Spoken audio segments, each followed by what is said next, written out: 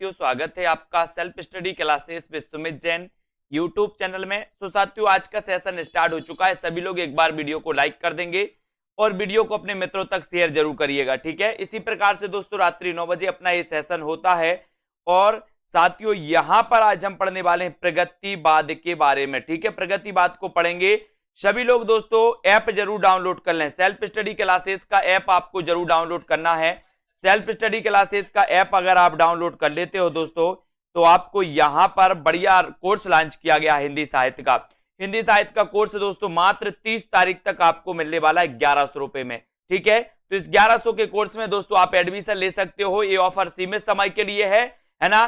चाहे TGT PGT वाले हो, पंजाब मास्टर कैडर वाले, या फिर दोस्तों यूकेएलटी, जो भी हमारे साथी हिंदी साहित्य वाले हैं, वो आज ही दोस्तों इस कोर्स में, हिंदी साहित्य के संपूर्ण कोर्स में, जहां पर आपको विस्तृत अध्ययन, जहां पर आपको ट्रिकी वीडियो, जहां पर आपको टॉपिक वाइज टेस्ट भी मिलेंगे और बहुत सारी चीजें यहां पर मिलने वाली हैं, ठीक है। तो दोस्तों ये जरूर ऐप डाउनलोड करें। और आज हम स्टार्ट करेंगे प्रगतिवाद को। प्रगतिवाद को यहां पर पढ़ने वाले हैं। प्रगतिवाद का आधार आपको बताना है। प्रगतिवाद का आधार क्या है, जल्दी से कमेंट में आप लिख दीजिए। प्रगतिवाद का आधार क्या है, फटाक से कमेंट में आपको बताना है। क्या माना जाता है प्रगतिवाद का आधार, लिखिए जल्दी से। 4 विकल्प आपके सामने होंगे दोस्तों। पहला विकल्प होगा रहस्यवाद, दूसरा हालावाद, तीसरा होगा दोस्तों प्रकृतिवाद, है ना, और चौथा होगा द्वंद्वात्मक भौतिकवाद। प्रगतिवाद का आधार आपको बताना है। कमेंट में आपका उत्तर जल्दी से आ जाना चाहिए। क्या हो जाएगा, स्तुति जी बताइए क्या है आंसर, गुरुचरण जी, ज्योति जी। प्रगतिवाद का आधार क्या होता है, और प्रगतिवाद का जो आधार होता है वो होता है द्वंद्वात्मक भौतिकवाद। द्वंद्वात्मक भौतिकवाद, यानी कि आपका जो आशा जी बिल्कुल सही आंसर जो है वो डी नंबर, अमित जी, है ना। प्रगतिवाद के प्रवर्तक कौन माने जाते हैं, ये उत्तर आपको बताना है। और आपको राइट आंसर दोस्तों बताइए, प्रगतिवाद के प्रवर्तक कौन माने जाते हैं, इसका उत्तर आपको चयन करना। आपको इतनी चीज तो पता है दोस्तों कि जो प्रगतिवाद है ये द्वंद्वात्मक भौतिकवाद पर आधारित है। द्वंद्वात्मक भौतिकवाद प्रगतिवाद का आधार है, ये तो सभी लोगों को पता है ना। और प्रगतिवाद एक राजनैतिक एवं सामाजिक शब्द है। मार्क्सवादी विचारधारा का साहित्य में प्रगतिवाद के रूप में उदय हुआ, यानी कि जो राजनीति के क्षेत्र में दोस्तों मार्क्सवाद है, वही साहित्य के क्षेत्र में क्या है, प्रगतिवाद है।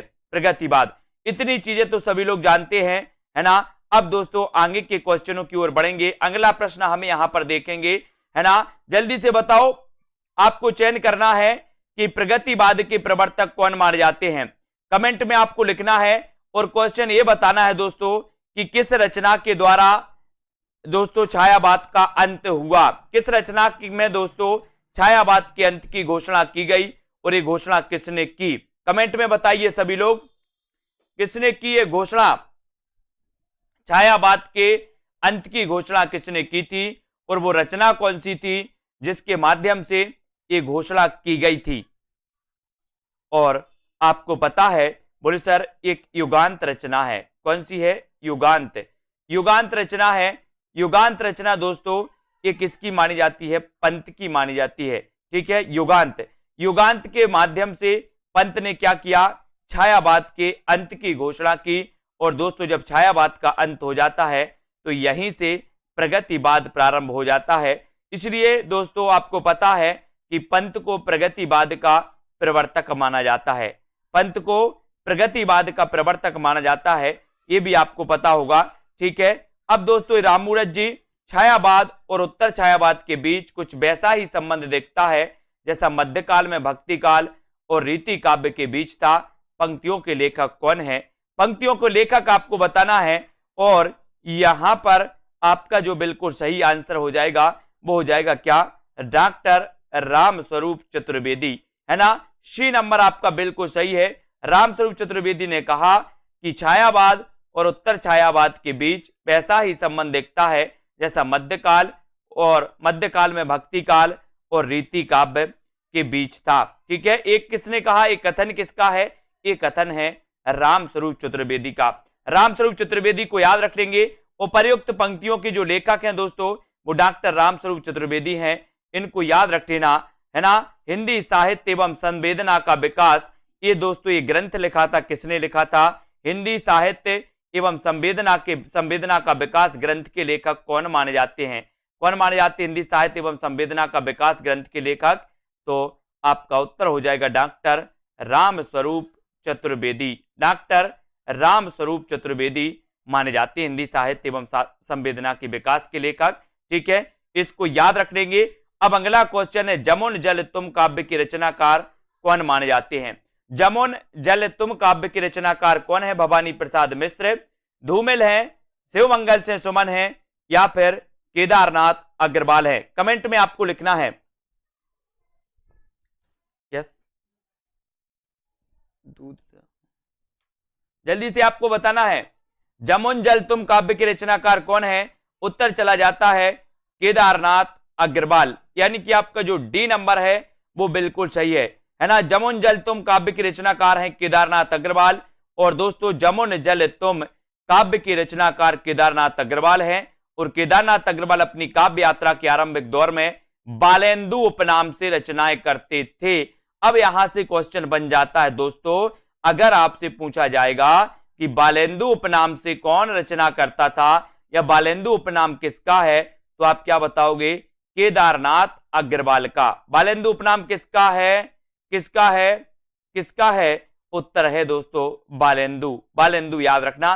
ठीक है, इनका दोस्तों बालेंदु उपनाम था केदारनाथ अग्रवाल का। इसको याद रखेंगे। युग की गंगा, नींद के बादल, फूल नहीं रंग बोलते हैं, इनको अपन को याद रख लेना है। फूल नहीं रंग बोलते हैं, आग का आईना, ये मेरी तुम, मार प्यार के थापे, कहें केदार खरी खरी इत्यादि, ये जो रचनाएं हैं ये रचनाएं किसकी हैं? ये रचनाएं हैं केदारनाथ अग्रवाल की, है ना। इनको याद रखेंगे। जिस तरह हम बोलते हैं उस तरह तू लिख, और उसके बाद भी हमसे बड़ा तू लिख, ये पंक्ति किसकी है? ये पंक्ति किसकी है? कमेंट में बता दीजिए जल्दी से, ये पंक्ति किसकी है? फटाफट से सभी लोग आंसर बताएंगे। और सही उत्तर क्या हो जाएगा? जल्दी से चयन करें कि जिस तरह हम बोलते हैं उस तरह तू लिख, और हमसे बड़ा तू लिख, ये जो पंक्ति है, जिस तरह हम बोलते हैं उस तरह तू लिख, और उसके बाद भी हमसे बड़ा तू लिख, ये पंक्ति है भवानी प्रसाद मिश्र की। किसकी है? भवानी प्रसाद मिश्र की। उत्तर चला जाता है विकल्प नंबर डी की तरफ। डी नंबर अपना जो उत्तर है वो बिल्कुल सही हो जाता है। उपर्युक्त पंक्तियों के रचनाकार कौन है? भवानी प्रसाद मिश्र हैं। भवानी प्रसाद मिश्र को सहजता का कवि कहा जाता है। इनके द्वारा रचित काव्य संग्रह है गीत फरोश, चकित है दुख, गांधी पंचसती, है ना, बुनी हुई रस्सी, खुशबू के शिलालेख, परिवर्तन जिए, त्रिकाल संध्या, इनकी रचनाएं मानी जाती हैं दोस्तों। इन्हें सहजता का कवि कहा जाता है। किसे कहा जाता है सहजता का कवि? भवानी प्रसाद मिश्र को, है ना। अगला क्वेश्चन है आपका, अगला है दोस्तों, इनमें से आपको चयन करना है कि इनमें से किस कवि को एक भारतीय आत्मा के उपनाम से जाना जाता है। किस कवि को एक भारतीय उपनाम के नाम से जाना जाता है, ये अपन को चयन करना है। तो बताइए, प्रश्न क्रमांक 5 का, किस कवि को एक भारतीय आत्मा के उपनाम से जाना जाता है? माखनलाल चतुर्वेदी, बालकर्ण शर्मा नवीन, मैत्री शरण गुप्त, या फिर श्रीधर पाठक? किस कवि को एक भारतीय आत्मा उपनाम से जाना जाता है? तो बोले सर, अगर भारतीय आत्मा उपनाम की बात करोगे तो वो जाना जाता है माखनलाल चतुर्वेदी को। एक भारतीय आत्मा, है ना, माखनलाल चतुर्वेदी को जाना जाता है दोस्तों। और एक नंबर आपका बिल्कुल सही है। माखनलाल चतुर्वेदी को एक भारतीय दोस्तों आत्मा के नाम से जाना जाता है। इनकी प्रसिद्ध कविता है कैदी और कोकिला। कैदी और कोकिला, है ना, पुष्पकी अभिलाषा, पुष्पकी अभिलाषा, जबकि मैत्री शरण गुप्त को राष्ट्रकवि के नाम से जाना जाता है। तो एक भारतीय आत्मा आपको याद रखना है ना, और कैदी और कोकिला, पुष्पकी अभिलाषा, ये माखनलाल चतुर्वेदी की श्रेष्ठ रचनाओं में इन्हें गिना जाता है। अब अगला क्वेश्चन आपको बताना है, स्तुति जी बताइए, अगला क्वेश्चन बताना है कि हिमक्रीटनी की रचयिता कौन है? हिमक्रीटनी के रचनाकार आपको चयन करना है, तब आपका राइट आंसर। अंश यादव जी, हिमक्रीटनी की रचयिता कौन है? माखनलाल चतुर्वेदी, भवानी प्रसाद मिश्र, मैत्री शरण गुप्त, या फिर नरेंद्र शर्मा? बताइए। हिमकिरीटनी के रचनाकार मैंने आपको कई बार बताया कि हिमकिरीटनी और हिमतरंगिणी ये दो रचनाएं बहुत ही प्रसिद्ध हैं दोस्तों।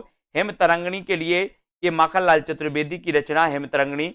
हिमतरंगिणी की क्या क्या मिला था? हिमतरंगिणी के लिए मिला था साहित्य अकादमी पुरस्कार। सबसे पहले हिंदी में साहित्य अकादमी पुरस्कार जो मिला था वो मिला था दोस्तों किसे?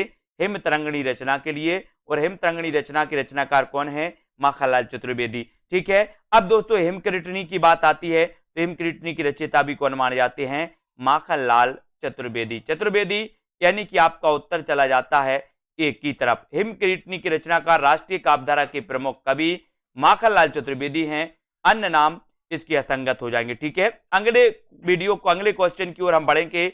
रामधारी सिंह दिनकर के बारे में आपको बताना है कि रामधारी सिंह दिनकर की काव्य कृति कौन सी है? लोकायतन, कुरुक्षेत्र, आर्यावर्त या फिर उन्मुक्त। रामधारी सिंह दिनकर की काव्य कृति कौन सी है? 4 विकल्प है रामधारी सिंह दिनकर की काव्य कृति, आपको बताना है उत्तर क्या हो जाएगा। रामधारी सिंह दिनकर की काव्य कृति, रामधारी सिंह दिनकर के बारे में अपन पढ़ते हैं कि सर इनकी एक कृति बहुत ही प्रसिद्ध मानी जाती है। वो प्रसिद्ध कृति कौन सी है? तो वो प्रसिद्ध कृति इनकी मानी जाती है रामधारी सिंह दिनकर की उर्वशी, है ना। उर्वशी मानी जाती है दोस्तों। 1961 की ये रचना है और 1961 की इस रचना के लिए 1972 में कौन सा पुरस्कार मिल जाता है? इसे मिल जाता है दोस्तों ज्ञानपीठ पुरस्कार 1972 में। रामधारी सिंह दिनकर की काव्य कृति कौन सी है? तो उत्तर चला जाता है कुरुक्षेत्र, है ना। कुरुक्षेत्र, परशुराम की यात्रा, उर्वशी, है ना, रश्मि रथी, ये रचनाएं मानी जाती हैं दिनकर जी की। तो उत्तर कहां चला जाता है? विकल्प नंबर बी की तरफ। कुरुक्षेत्र रामधारी सिंह दिनकर की काव्य कृति है। रामधारी सिंह दिनकर राष्ट्रीय सांस्कृतिक धारा के कवि है। इनको समय सूर अथवा अधेर का कवि कहा जाता है। दिनकर को उर्वशी महाकाव्य के लिए 1972 ईस्वी में भारतीय ज्ञानपीठ पुरस्कार प्रदान किया गया, है ना। और इनके द्वारा रचित प्रमुख कृतियां इस प्रकार से दोस्तों रेणुका, होंकार, रसबंती, द्वंद्व गीत, रश्मि रथी, दिल्ली और नीम के पत्ते, ये रचनाएं मानी जाती हैं। जबकि लोकायतन पंत जी का महाकाव्य है ना। आर्यावर्त मोहनलाल महतो योगी की तथा उन्मुक्त सियाराम शरण गुप्त की रचनाएं हैं। प्रगतिवाद के संदर्भ में इनमें से एक कथन सही नहीं है। वह कथन कौन सा है? वो कथन आपको चयन करना है। कौन सा कथन प्रगतिवाद के संबंध में सही नहीं है? चयन करिए। ये 4 विकल्प हैं, कथन भी आपके पास है, इस कथन का आपको चयन करना है। तो प्रश्न क्रमांक आपका यहां पर है और प्रगतिवाद के बारे में कौन सा कथन सही नहीं है? प्रगतिवाद जन चेतना के साथ प्रकृति और कल्पना लोक में सौंदर्य खोजता है, या फिर दोस्तों प्रगतिवाद ने पहली बार साहित्यिक चेतना को यथार्थवाद की ओर अग्रसर होने की प्रेरणा दी पहली बार, है ना। या प्रगतिवाद की मूल प्रेरणा मार्क्सवाद से विकसित हुई? ये तो सही है। प्रगतिवाद सामाजिक यथार्थ की अभिव्यक्ति को नहीं रचना का उद्देश्य मानता है, को ही रचना का उद्देश्य मानता है। और प्रगतिवाद जन जीवन के साथ प्रकृति और कल्पना लोक में सौंदर्य खोजता है। तो दोस्तों आपको पता है कि प्रगतिवाद में पहली बार साहित्यिक चेतना को यथार्थवाद की ओर अग्रसर होने की प्रेरणा दी, है ना। तो ये जो आपका उत्तर है वो कौन सा हो जाएगा? उत्तर हो जाएगा डी नंबर। प्रगतिवाद सामाजिक यथार्थ की अभिव्यक्ति को ही रचना का उद्देश्य मानता है, ऐसा नहीं है। यानी कि आपका उत्तर चला जाता है विकल्प नंबर डी की तरफ। डी की तरफ आपका राइट आंसर हो जाता है। डी नंबर आपका सही हो जाता है। प्रगतिवाद जनजीवन के साथ प्रकृति और कल्पना लोक में सौंदर्य खोजता है। यह कथन प्रगतिवाद के संदर्भ में सही नहीं है, है ना। ठीक है, तो इसका उत्तर आपका दोस्तों ए नंबर सही हो जाएगा। प्रगतिवाद जनजीवन के साथ प्रकृति और कल्पना लोक में सौंदर्य खोजता है, यह कथन प्रगतिवाद के संदर्भ में सही नहीं है। यानी कि आपका जो एक नंबर है ए नंबर सही होगा। इसमें प्रगतिवाद जनजीवन के साथ प्रकृति और कल्पना लोक में सौंदर्य खोजता है, एक नंबर आपका सही होगा। बाकी डी नंबर आपका सही है। डी नंबर प्रगतिवाद सामाजिक यथार्थवाद की अभिव्यक्ति को रचना को उद्देश्य मानता है, ये तो सही है। ये मिसप्रिंट है यहाँ पर, ए नंबर आपका सही हो जाएगा। ठीक है, प्रगतिवाद ने पहली बार साहित्यिक चेतना को यथार्थ की ओर अग्रसर होने की प्रेरणा दी, इसको अच्छे से देख लेना। प्रगतिवाद की मूल प्रेरणा मार्क्सवाद से विकसित हुई, ये भी बिल्कुल सही है। ठीक है, प्रगतिवाद सामाजिक यथार्थ की अभिव्यक्ति को ही रचना का उद्देश्य मानता है, ये भी बिल्कुल सही है। प्रगतिवाद शब्द का सर्वप्रथम प्रयोग 1942 ईस्वी में मुक्तिबोध ने अपने एक लेख प्रगतिवाद एक दृष्टि आगामी कल में किया था दोस्तों। तो ये भी आपको याद रख लेना, प्रगतिवाद का सर्वप्रथम प्रयोग किसने किया था? तो ये किया था मुक्तिबोध ने, मुक्तिबोध ने किया था। और दोस्तों इसको याद रखेंगे, प्रगतिवाद एक दृष्टि आगामी कल में किया था इन्होंने, इसको याद रखेंगे। हिंदी काव्य मासलवाद के प्रवर्तक माने जाते हैं, तो कौन माने जाते? मासलवाद कई बार पूछा गया, बताइए मासलवाद के जो प्रवर्तक माने जाते हैं वो कौन माने जाते हैं? मासलवाद के प्रवर्तक बताइए कौन माने जाते हैं? हिंदी काव्य में मासलवाद के प्रवर्तक माने जाते हैं तो कौन माने जाते हैं? ये तो अपन ने कई बार पढ़ा है कि सर हालाबाद अगर पूछो तो हरिवंश राय बच्चन, मासलवाद अगर पूछो तो रामेश्वर शुक्ल अंचल। ठीक है, तो इसको आपको याद रख लेना है कि रामेश्वर शुक्ल अंचल, ये नंबर आपका सही है ना। मासलवाद के प्रवर्तक, इसको थोड़ा सा पढ़ेंगे कि हिंदी काव्य में रामेश्वर शुक्ल अंचल मासलवाद के प्रवर्तक माने जाते हैं। ये छायावाद युग के उत्तरार्ध के कवि हैं, है ना। उनकी भाषा में नए विशेषण तथा नए उपमान प्रयुक्त हुए और इनके द्वारा रचित रचनाएं हैं मधुलिका, अपराजिता, किरण बेला, बरसांत के बाद, विराम चिन्ह आदि। वह हृदय नहीं है पत्थर है जिसमें स्वदेश का प्यार नहीं। ये प्रसिद्ध काव्य पंक्तियां निम्न में से किस कवि की हैं? कवि का नाम आपको बताना है, विकल्प में मैं आपको दे रहा हूं। वह हृदय नहीं है पत्थर है जिसमें स्वदेश का प्यार नहीं। यहां पर आपका विकल्प आ जाएगा, इस विकल्प का आंसर आपको बताना है, यहां पर आ जाइए, ये विकल्प है आपके, है ना। तो ये पंक्तियां बताना है, ये पंक्तियां किसकी हैं? तो आप पहले ही समझ गए दोस्तों, यहां पर ये जो पंक्तियां हैं वो ज्ञा प्रसाद शुक्ल स्नेही की हैं, है ना, द्वारा रचित हैं दोस्तों। ये वह हृदय नहीं है पत्थर है जिसमें स्वदेश की प्रति प्रेम नहीं, है ना। तो बताइए अब प्रगतिशील लेखक संघ किस स्तर की संस्था है? प्रगतिशील लेखक संघ किस स्तर की संस्था मानी जाती है? अंजू जी, कविता जी। प्रश्न क्रमांक 11, राष्ट्रीय स्तर की, अंतरराष्ट्रीय स्तर की, राज्य स्तरीय या फिर हिंदी भाषी प्रांतीय? तो प्रगतिशील लेखक संघ आपको बता है कि दोस्तों ये प्रगतिशील लेखक संघ किस स्तर की संस्था है? तो ये है अंतरराष्ट्रीय, अंतरराष्ट्रीय स्तर की ये संस्था है। और बी नंबर आपका सही है ना। प्रगतिशील लेखक संघ अंतरराष्ट्रीय स्तर की संस्था है। इसकी स्थापना 1935 में सज्जाद जहीर ने लंदन में की थी, 1935 में। भारत में 1936 ईस्वी में प्रगतिशील लेखक संघ की स्थापना हुई थी, है ना, लखनऊ में। और इसका प्रथम अधिवेशन भी कहां पर हुआ था? लखनऊ में, है ना। और दोस्तों इसके प्रथम अध्यक्ष भी कौन थे? तो मुंशी प्रेमचंद। अगर आपसे पूछा जाए कि प्रगतिशील लेखक संघ के जो दोस्तों प्रथम अध्यक्ष थे वो कौन थे? तो वो थे मुंशी प्रेमचंद। इनको याद रखेंगे। 1936 प्रगतिवाद के जन्म में किसका योगदान है? किसका योगदान है बताइए, किसका योगदान है? छायावादी, रोमानियत एवं पलायनवादी प्रवृत्ति का, प्रगतिशील लेखक संघ की स्थापना का, मार्क्सवादी प्रभाव या उपर्युक्त में से सभी? प्रगतिवाद के जन्म में किसका योगदान है? किसका योगदान है दोस्तों प्रगतिवाद के जन्म में?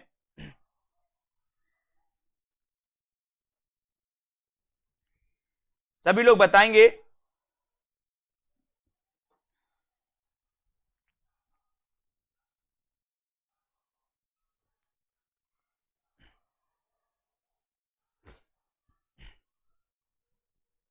और राइट आंसर चला जाता है कि प्रगतिवाद के जन्म में किसका योगदान है? तो प्रयुक्त सभी। छायावाद, रोमानियत एवं पलायनवादी प्रवृत्ति का भी, प्रगतिशील लेखक संघ की स्थापना का, है ना, मार्क्सवादी प्रभाव, यानी कि उत्तर आपका डी नंबर बिल्कुल सही है। आधुनिक हिंदी साहित्य में प्रगतिवाद के जन्म में उपर्युक्त सभी परिस्थितियों का योगदान था। सन 1936 ईस्वी में लखनऊ में सज्जाद जहीर और डॉक्टर मुल्कराज आनंद के प्रयास से प्रगतिशील लेखक संघ की स्थापना हुई। प्रगतिशील लेखक संघ में मार्क्सवादी या साम्यवादी विचारधारा से प्रभावित होकर काव्य रचना करने वाले कवि शामिल थे दोस्तों, मार्क्सवादी या साम्यवादी। ठीक है, अगला क्वेश्चन है, आपको बताना है मैं उस जनपद का कवि हूं, काव्य रचना किस कवि की है? मैं उस जनपद का कवि हूं। अब साथियों, जिन भी साथियों ने अभी तक सेल्फ स्टडी क्लासेस का ऐप डाउनलोड नहीं किया है वो ऐप को जरूर डाउनलोड करेंगे। ऐप को डाउनलोड करना है आपको, और जिन भी साथियों को एडमिशन लेना है वो एडमिशन ले सकते हैं। ठीक है, एडमिशन जरूर ले दोस्तों। 30 तारीख तक बढ़िया ऑफर है आपके लिए, मात्र 1100 रुपए में। और मैं उस जनपद का कवि हूं, काव्य रचना किस कवि की है? तो किस कवि की है? तो ये आपका उत्तर हो जाएगा, मैं उस जनपद का कवि हूं, यानी कि आपका राइट आंसर हो जाएगा त्रिलोचन। त्रिलोचन यानी सी नंबर, ठीक है, सी आपका सही हो जाएगा। मैं उस जनपद का कवि हूं, काव्य रचना के रचनाकार त्रिलोचन है। धरती मिट्टी की बारात, है ना, मिट्टी की बारात दो लोगों की है दोस्तों, दो कवियों की है। एक तो शिवमंगल से सुमन की भी रचना मिट्टी की बारात है, और त्रिलोचन की भी रचना मिट्टी की बारात है। अब कंफ्यूज नहीं होना यहां पर, नहीं तो कहीं पर आपको मिल जाए बोले मिट्टी की बारात के रचनाकार कौन है, तो आपको याद रख लेना कि मिट्टी की बारात त्रिलोचन जी की भी रचना है, और दोस्तों शिवमंगल से सुमन की भी रचना है, ठीक है। तो मिट्टी की बारात याद रख लेना। नागार्जुन की प्रमुख रचनाओं में युगधारा, है ना, सतरंगी पंखों वाली, भस्मांकुर, तुमने कहा था, प्यासी पथराई आंखें, केदारनाथ अग्रवाल की रचनाएं हैं। ये अपूर्वा, युग की गंगा, नींद के बादल और आग का आईना, ये केदारनाथ अग्रवाल की हैं, है ना। बाकी नागार्जुन की युगधारा याद करना, सतरंगी पंखों वाली, भस्मांकुर, तुमने कहा था, और प्यासी पथराई आंखें, ठीक है। त्रिलोचन का वास्तविक नाम आपको बताना है, क्वेश्चन कई बार आया है। 14 का आंसर बताइए, त्रिलोचन का वास्तविक नाम क्या है?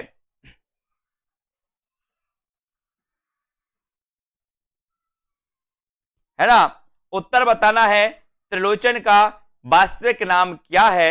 उत्तर है वासुदेव सिंह। वासुदेव सिंह, यानी कि आपका एक नंबर जो है, एक नंबर आपका ये वासुदेव सिंह बिल्कुल सही हो जाएगा। त्रिलोचन जी का वास्तविक नाम था सतीश जी, ठीक है। त्रिलोचन का वास्तविक नाम वासुदेव से था, इनका उपनाम त्रिलोचन था। मुक्तिबोध ने त्रिलोचन को अवध का किसान कवि कहा है। ये क्वेश्चन बहुत ही बढ़िया बनता है यहां पर कि त्रिलोचन को अवध का किसान कवि किसने कहा? अवध का किसान कवि कहा मुक्तिबोध ने, किसे? त्रिलोचन को। या अवध का किसान कवि किसे कहा जाता है? तो आप लगा देना त्रिलोचन, है ना, जिनका की वास्तविक नाम था वासुदेव। और इनके द्वारा रचित काव्य ग्रंथ धरती, गुलाब और बुलबुल, दिगंत, ताप के ताए हुए दिन, ताप के ताए हुए दिन, त्रिलोचन, है ना, शब्द, उस जनपद का कवि हूं, अर्घान, है ना, अर्धान दोस्तों, और तुम्हें सौंपता हूं, फूल नाम है एक, अन कहनी भी कुछ कहनी है, अन कहनी भी कुछ कहनी है। ये दोस्तों त्रिलोचन की रचनाएं मानी जाती हैं, जिन्हें की अवध का कवि कहा जाता है। अमिता जी, अवध का कवि कहा जाता है इन्हें। अगला क्वेश्चन यहां पर आते हैं। अगला क्वेश्चन है, कौन सा सुमेलित नहीं है? यहां पर सुमेलित नहीं है बताना है, तो सुमेलित करिए। मुक्ति मार्ग के रचनाकार कौन है? पिघलते पत्थर, अजय खंडहर और प्रलय सृजन के रचनाकार कौन है? तो बताइए कौन सी सुमेलित नहीं है?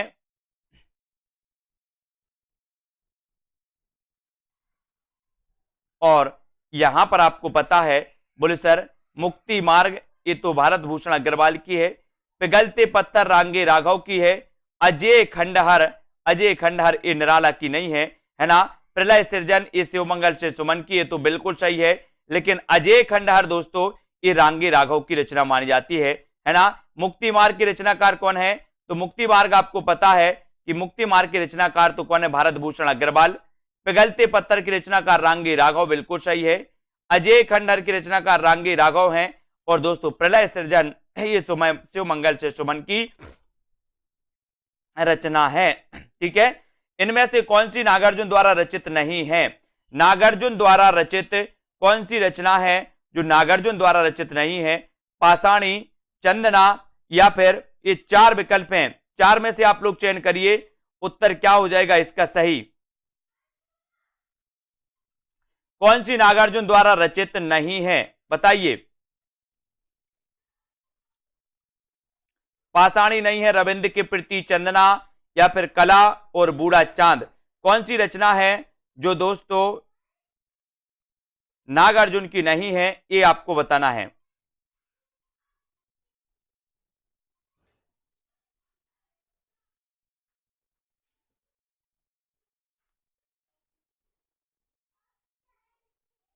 और आपका बिल्कुल सही आंसर है, बोले सर कला और बूढ़ा चांद। कला और बूढ़ा चांद के रचनाकार पंत जी हैं, सुमित्रानंदन पंत जी, जिन्हें 1960 में साहित्य अकादमी पुरस्कार भी मिला था, है ना। नागार्जुन की तो पाषाणी है, रविंद्र के प्रति है, चंदना भी है, लेकिन कला और बूढ़ा चांद नहीं है, यानी कि उत्तर आपका सी नंबर की तरफ चला जाता है। कला और बूढ़ा चांद नागार्जुन द्वारा रचित नहीं बल्कि ये पंत द्वारा रचित है दोस्तों। इस कृति पर 1960 में इन्हें साहित्य अकादमी पुरस्कार मिला था, है ना। जबकि बादल को घिरते देखा, पाषाणी, सिंदूर तिलकित, भाल, तुम्हारी दंतुरिन मुस्कान, चंदना, पांच पूत भारत माता के, है ना, रविंद्र के प्रति, कालिदास, हरिजन गाथा, अकाल और उसके बाद और नागार्जुन द्वारा रचित ये रचनाएं मानी जाती है। हरिजन गाथा भी दोस्तों नागार्जुन की है ना। रविंद्र के प्रति, कालिदास ये भी मानी जाती है। अगला क्वेश्चन है, कबीर के उपरांत हर विध्वंसकारी और जन विरोधी शक्ति को सर्वाधिक खुली चुनौती देने वाले साहित्यकार जो थे वो कौन थे? बताइए कौन थे? कबीर के उपरांत हर विध्वंसकारी और जन विरोधी शक्ति को सर्वाधिक खुली चुनौती देने वाले साहित्यकार हैं तो कौन है? निराला, नागार्जुन, दिनकर या फिर हरिऔध? कबीर के उपरांत आपको बताना है तो कबीर के उपरांत हर विध्वंसकारी और जन विरोधी शक्ति को सर्वाधिक खुली चुनौती देने वाले जो साहित्यकार माने जाते हैं वो माने जाते हैं कौन? नागार्जुन। कौन माने जाते हैं? नागार्जुन। और उत्तर चला जाता है विकल्प नंबर वी की तरफ। नागार्जुन आपका राइट आंसर है। कबीर के उपरांत हर विध्वंसकारी और जन विरोधी शक्ति को सर्वाधिक खुली चुनौती देने वाले साहित्यकार जो माने जाते हैं वो नागार्जुन। और नागार्जुन का एक क्वेश्चन आता है कि इनका वास्तविक नाम क्या था? तो इनका वास्तविक नाम क्या था दोस्तों? वैद्यनाथ मिश्र। नागार्जुन का वास्तविक नाम क्या था? तो उत्तर लगाना है वैद्यनाथ मिश्र। वे शुरुआती दिनों में माली उपनाम से रचनाएं लिखते थे, है ना।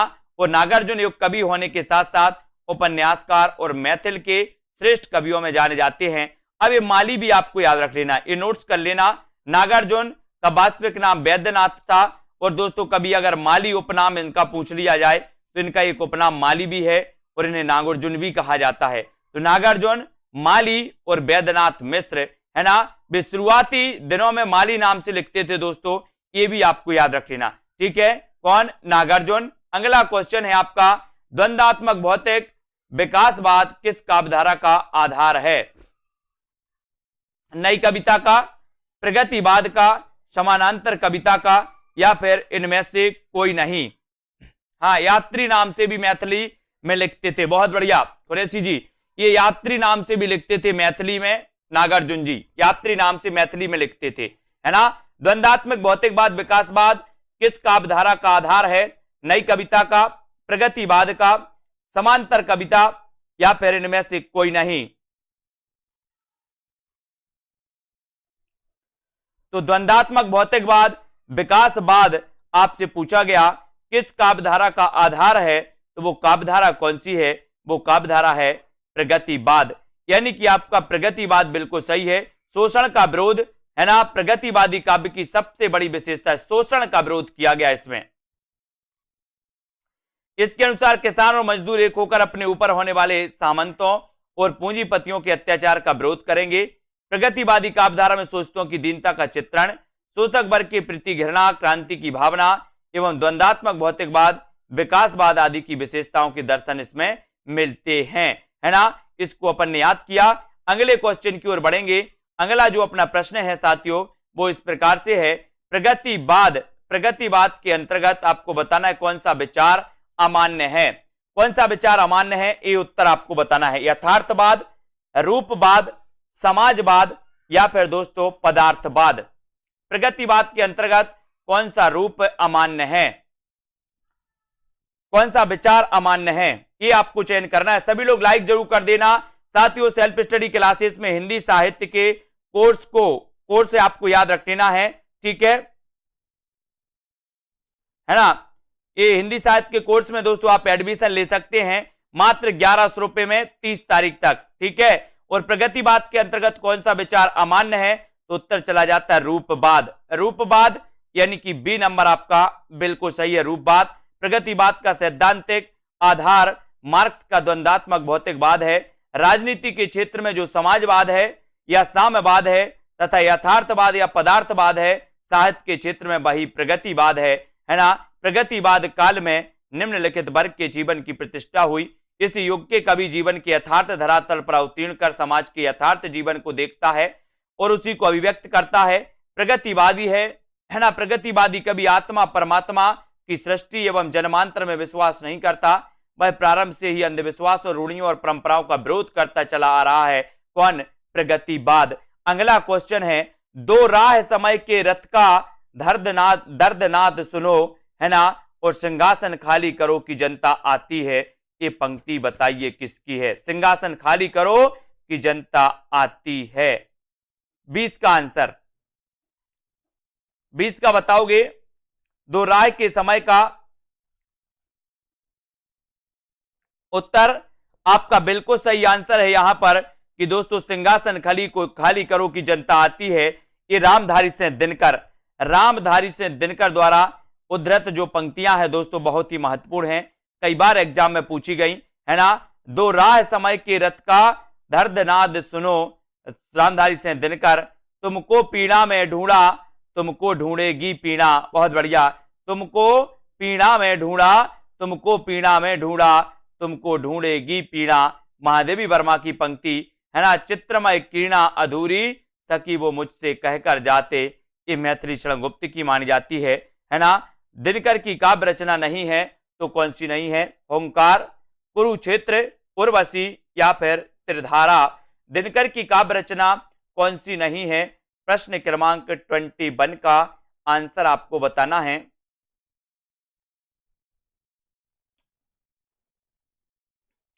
दिनकर की कौन सी नहीं है? तो अपन ने पढ़ा है कि सर ओंकार तो दिनकर की है, कुरुक्षेत्र भी दिनकर की है, उर्वशी के रचनाकार भी दिनकर हैं, लेकिन ये त्रिधारा तो ये बोले सर सुभद्रा कुमारी चौहान की है। त्रिधारा किसकी है? सुभद्रा कुमारी चौहान की। ओंकार, रश्मि, कुरुक्षेत्र, है ना, ये दिनकर की मानी जाती हैं। और दोस्तों दिनकर की अन्य रचनाओं में कुरुक्षेत्र, परशुराम की प्रतीक्षा, उर्वशी, रश्मिरति, नील कुसुम, रेणुका, ओंकार आदि ये दिनकर की गद्य रचनाएं हैं। संस्कृति के 4 अध्याय, शुद्ध कविता की खोज, है ना, दिनकर की ये डायरी है। अधेर का कवि किसे कहा जाता है? उत्तर चयन करिए। बढ़िया प्रश्न है, लाइक सभी लोग जरूर कर दें। और साथियों जिन भी साथियों ने ऐप को डाउनलोड नहीं किया सेल्फ स्टडी क्लासेस का, उस ऐप को जरूर डाउनलोड करें। जिन भी साथियों को कोर्स लेना है अभी तक आप कोर्स ले सकते हैं पंजाब मास्टर कैडर के लिए, UKLT, TGT, PGT, junior, super TET exam के लिए, है ना। अधेर का कवि किससे कहा जाता है? अधेर का कवि कहा जाता है दिनकर को, दिनकर को कहा जाता है। और 1 नंबर आपका दिनकर बिल्कुल सही हो जाता है। राष्ट्रीय सांस्कृतिक काव्यधारा के सबसे सशक्त कवि रामधारी सिंह दिनकर को अधेर का कवि कहा जाता है। दिनकर जी का जन्म सिमरिया जिले मुंगेर बिहार में हुआ था।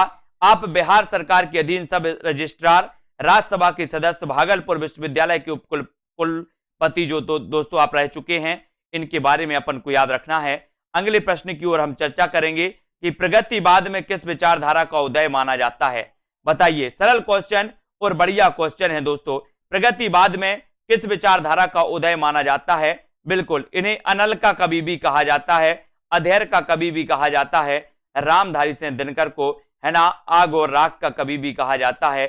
और प्रगतिवाद में किस विचारधारा का उदय माना जाता है? मार्क्सवाद का, प्रयोगवाद का, छायावाद का या फिर जनवाद? प्रगतिवाद में किस विचारधारा का उदय माना जाता है? तो अपन ने कई बार पढ़ा है कि सर प्रगतिवाद में मार्क्सवाद का उदय माना जाता है। और उत्तर चला जाता है विकल्प नंबर 1 की तरफ। ये नंबर आपका सही है। प्रगतिवाद में मार्क्सवाद विचारधारा का उदय माना जाता है। इस समाज को शोषक व शोषित 2 वर्गों में बांटता है। हिंदी साहित्य में प्रगतिवाद सन 1936 ईस्वी से 1943 ईस्वी तक माना जाता है दोस्तों। और 1936 में लखनऊ में मुंशी प्रेमचंद की अध्यक्षता में पहला सम्मेलन, नागार्जुन, केदारनाथ अग्रवाल, रामविलास शर्मा, नामवर सिंह आदि इस वाद के प्रमुख साहित्यकार भी रहे हैं प्रगतिवाद के, है ना। अगला क्वेश्चन है कि हिंदी साहित्य में प्रगतिवाद का उदय कब से माना जाता है? बताइए। 4 विकल्प हैं। हिंदी साहित्य में प्रगतिवाद का उदय आपको बताना है, तब आपका राइट आंसर क्या होगा? हिंदी साहित्य में प्रगतिवाद का उदय आपको चयन करना है कि प्रगतिवाद का उदय कब से माना जाता है। और यहां पर अपन ने ऊपर ही पढ़ा है कि सर प्रगतिवाद की बात करते हो तो 1936 से लेकर के 1943 का जो काल था वो क्या था, प्रगतिवाद का काल था। और उत्तर आपका बी नंबर बिल्कुल सही है, प्रगतिवाद में। ठीक है, हिंदी साहित्य में प्रगतिवाद का उदय 1936 ईस्वी से माना जा सकता है। और सन 1936 ईस्वी में लखनऊ में प्रेमचंद की अध्यक्षता में प्रगतिशील लेखक संघ का एक सम्मेलन हुआ। इसी सम्मेलन से प्रगतिशील साहित्य का प्रारंभ स्वीकार किया गया और धूमेल, नागार्जुन, त्रिलोचन, केदारनाथ अग्रवाल, मुक्तिबोध, सर्वेश्वर दयाल सक्सेना, रघुवीर सहाय इत्यादि प्रमुख प्रगतिशील लेखक भी माने जाते हैं, है ना। अगला क्वेश्चन है दोस्तों कि लखनऊ में आयोजित प्रगतिशील लेखक संघ के प्रथम अधिवेशन के अध्यक्ष कौन थे, बताइए। लखनऊ में आयोजित प्रगतिशील लेखक संघ के जो प्रथम अध्यक्ष थे वो कौन थे, बताइए, कमेंट लिखिए इसका। और यहां पर आपका बिल्कुल सही आंसर है कि सर 1936 में जो लखनऊ में प्रथम प्रगतिशील सम्मेलन हुआ था उसके अध्यक्ष थे कौन, प्रेमचंद। कौन थे, प्रेमचंद। सन 1935 ईस्वी में एम फास्टर के सभापतित्व में प्रोग्रेसिव राइटर्स एसोसिएशन नामक अंतरराष्ट्रीय संस्था का प्रथम अधिवेशन पेरिस में हुआ। इसके पश्चात सन 1936 में सज्जाद जहीर और डॉक्टर मुल्कराज आनंद के प्रयत्नों से भारत में मुंशी प्रेमचंद की अध्यक्षता में प्रगतिशील लेखक संघ का प्रथम अधिवेशन भी हुआ। इसको आपको याद रख लेना। ठीक है, अबे सुनबे गुलाब भूल मत घर पाई खुशबू रंगो आब, ये पंक्ति किसकी है, ये पंक्ति आपको बताना है। उत्तर क्या हो जाएगा, लाइक जरूर करिए सभी लोग, लाइक करिए जल्दी से। अबे सुनबे गुलाब भूल मत कर, है ना, भूल मत घर पाई खुशबू रंगो आब, ये पंक्तियां बताना है। संबंध है तो किससे है, प्रगतिवाद से है, प्रयोगवाद से है, या फिर दोस्तों समानांतर कविता से। तो ये भूल मत घर पाई खुशबू रंगो आब, ये प्रगतिवाद से है। और उत्तर एक नंबर आपका बिल्कुल सही है, ये नंबर आपका सही है। ठीक है, टीजीटी पीजीटी के लिए दोस्तों जल्द ही 125 प्रश्नों के मॉडल टेस्ट पेपर लॉन्च हो रहे हैं। जिन भी साथियों को दोस्तों मॉडल टेस्ट पेपर में एडमिशन लेना है वो ले सकते हैं, जल्द ही लॉन्च होंगे। 125 में से आप प्रगतिवादी कवि हैं, तो प्रगतिवादी कवि कौन है आपको कमेंट में लिखना है, जल्दी से लिखिए। प्रगतिवादी कवि कौन माने जाते हैं, जयशंकर प्रसाद, मुक्तिबोध, केदारनाथ अग्रवाल या फिर हरिवंश राय बच्चन। ये आपके दोस्तों 27वां प्रश्न है, कल अपन ने यहां तक पढ़ लिया था। अब आपको चयन करना है, उत्तर आपको बताना है कि कौन प्रगतिवादी कवि हैं।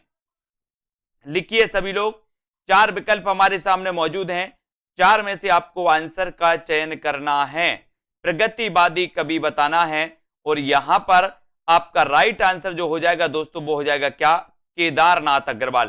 केदारनाथ अग्रवाल के दोस्तों इनके बारे में पढ़ा होगा आपने कि केदारनाथ अग्रवाल जो हैं ये प्रगतिवादी कवि माने जाते हैं। दोस्तों इसके पहले हमने प्रगतिवाद के बारे में पढ़ा कि प्रगतिवाद मार्क्सवाद से प्रभावित माना जाता है ना। और प्रगतिवादी दोस्तों आपने आलोचक पढ़े होंगे एक रामविलास शर्मा, है ना। और प्रगतिवाद में दोस्तों अपन ने देखा कि प्रगतिवाद के जो प्रवर्तक माने जाते हैं वो कौन माने जाते हैं, सुमित्रानंदन पंत।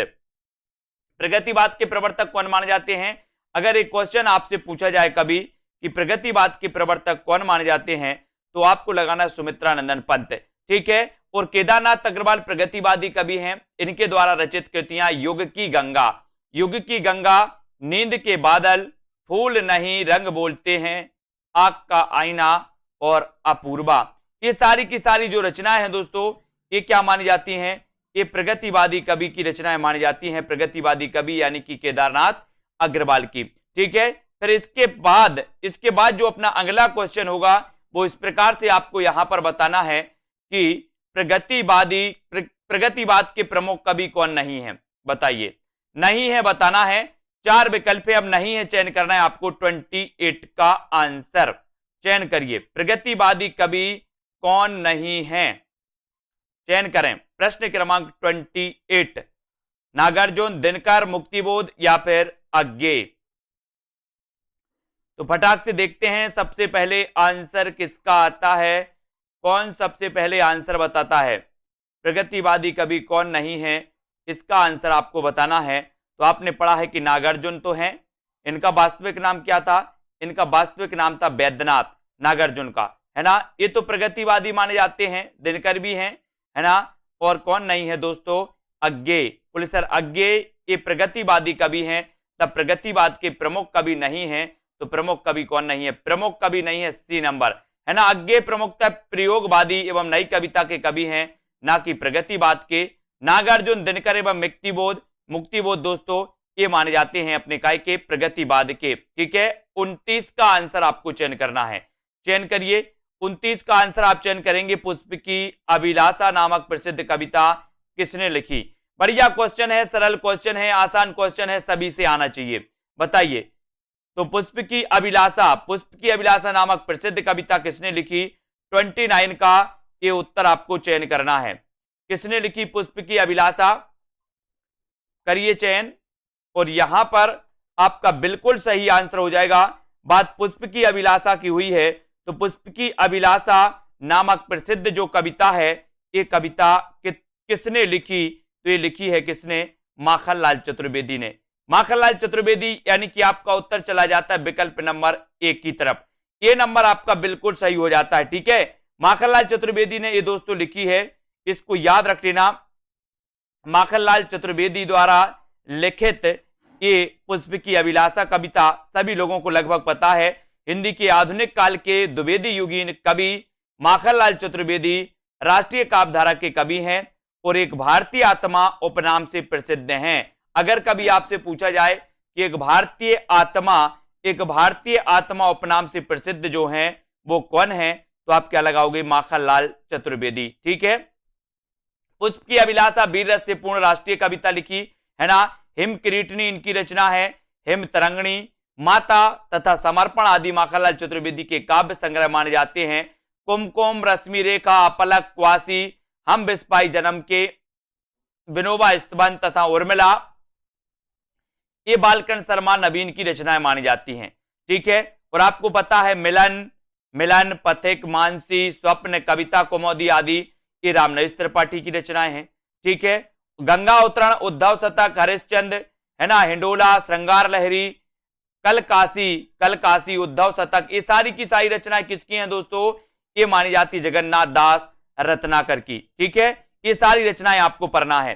अब आपको बताना मौर्य विजय किसकी रचना है? मौर्य विजय की रचनाकार कौन है? ये क्वेश्चन तो कई बार आया है, चयन करना है आपको। मौर्य विजय किसकी रचना है? मैथिली शरण गुप्त की, सियाराम शरण गुप्त की, या फिर श्याम नारायण पांडे, या इनमें से कोई नहीं। मौर्य विजय के रचनाकार कौन है? प्रश्न क्रमांक 30। और यहां पर मौर्य विजय की बात हो रही है, मौर्य विजय किसकी रचना है? उत्तर चला जाता है सियाराम शरण गुप्त। सियाराम शरण गुप्त, यानी कि आपका बी नंबर बिल्कुल सही है। मौर्य विजय के रचनाकार कौन है? सियाराम शरण गुप्त हैं। बी आपका बिल्कुल सही आंसर। ठीक है, मौर्य विजय के बारे में, मौर्य विजय सियाराम शरण गुप्त की कृति है और इनकी अन्य रचनाओं में पाथे इनकी रचना है, गोद और नारी, अंतिम आकांक्षा, गोपिका, बापू, अनाथ, आद्रा और विषाद, है ना, ये रचना इनकी मानी जाती हैं दोस्तों। किसकी? सियाराम शरण गुप्त की। और मौर्य विजय एक कई बार एग्जाम में पूछी गई। ठीक है, तो आपका उत्तर बी की तरफ चला जाता है। प्रगतिशील लेखक संघ की स्थापना कब की गई? बताइए, प्रगतिशील लेखक संघ की स्थापना, प्रगतिशील लेखक संघ आपको पता है दोस्तों कि अगर लंदन की बात करते हैं तो लंदन में ये 1935 में स्थापित हुआ था, है ना। सज्जाद आदि ऐसे बहुत सारे विद्वान थे जिन्होंने दोस्तों इस प्रगतिशील लेखक संघ की स्थापना में दोस्तों योगदान दिया था। लेकिन अगर बात करें भारत में, तो भारत में प्रगतिशील लेखक संघ की स्थापना हुई थी 1936 में, और ये प्रथम अधिवेशन हुआ था दोस्तों कब? प्रथम अधिवेशन हुआ था लखनऊ में, है ना। अगर बात करें सन 1935 ईस्वी में E.M. फास्टर के सभापतित्व में पेरिस में प्रोग्रेसिव राइटर्स एसोसिएशन नामक अंतरराष्ट्रीय संस्था का प्रथम अधिवेशन हुआ। और दोस्तों, है ना, 1936 में सज्जाद जहीर और मुल्कराज आनंद के प्रयत्नों से भारत में भी इस संस्था की शाखा खुली। ये भी आपको याद रख लेना। ठीक है, इनको आपको याद रख लेना। और दोस्तों, प्रथम अधिवेशन के अध्यक्ष कौन थे? तो प्रथम अधिवेशन के अध्यक्ष कौन थे? लखनऊ में हुआ था और इसके अध्यक्ष थे प्रेमचंद। कौन माने जाते हैं? प्रेमचंद। इसको याद रख लेना। ठीक है, अगला क्वेश्चन है, नागार्जुन किस वर्ग के कवि हैं? किस वर्ग के कवि हैं? छायावादी हैं, प्रगतिवादी हैं, प्रयोगवादी हैं, या फिर द्विवेदी युगीन हैं? नागार्जुन किस वर्ग के कवि हैं? ये आंसर आपको चयन करना है। ये चयन करिए, छायावादी, प्रगतिवादी, है ना, द्विवेदी युगीन या फिर प्रयोगवादी। नागार्जुन किस वर्ग के कवि माने जाते हैं? प्रश्न क्रमांक 32 में, और 32 में नागार्जुन की बात हुई है तो नागार्जुन तो आपको पता ही है कि सर ये नागार्जुन जो है इनका वास्तविक नाम क्या था? वैद्यनाथ। क्या था? वैद्यनाथ।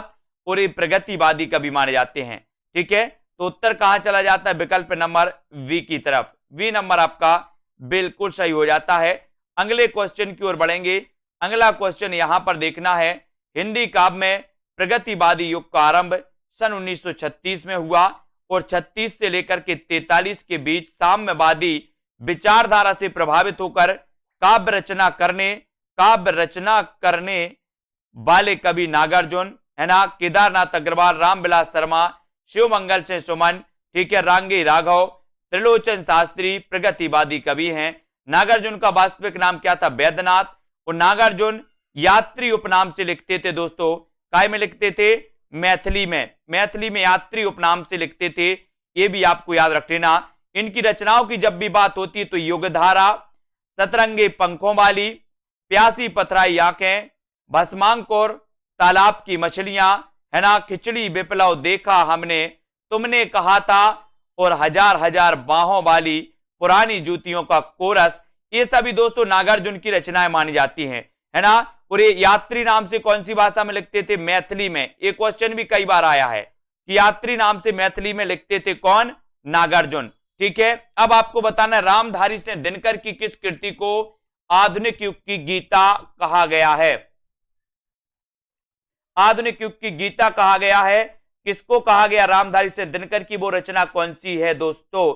ये बताना है रामधारी सिंह दिनकर की वो रचना कौन सी है जिसे आधुनिक युग की गीता कहा गया, और वो रचना मानी जाती है कौन सी? कुरुक्षेत्र। कौन सी मानी जाती है? कुरुक्षेत्र।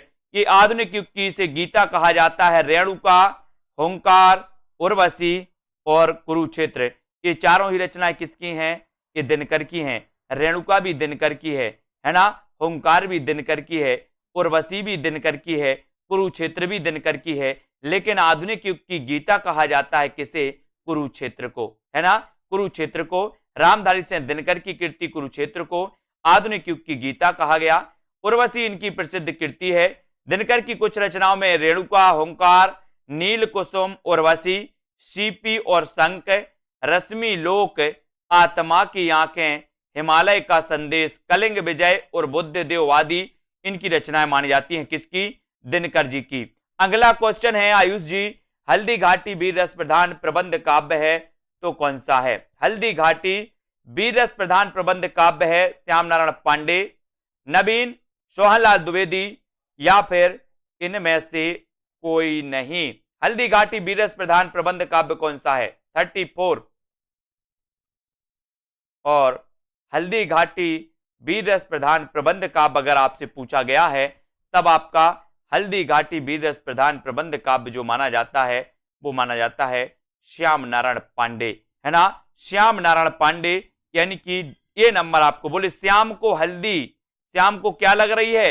हल्दी लग रही है, तो हल्दी से हल्दी घाटी और श्याम से श्याम नारायण पांडे, है ना।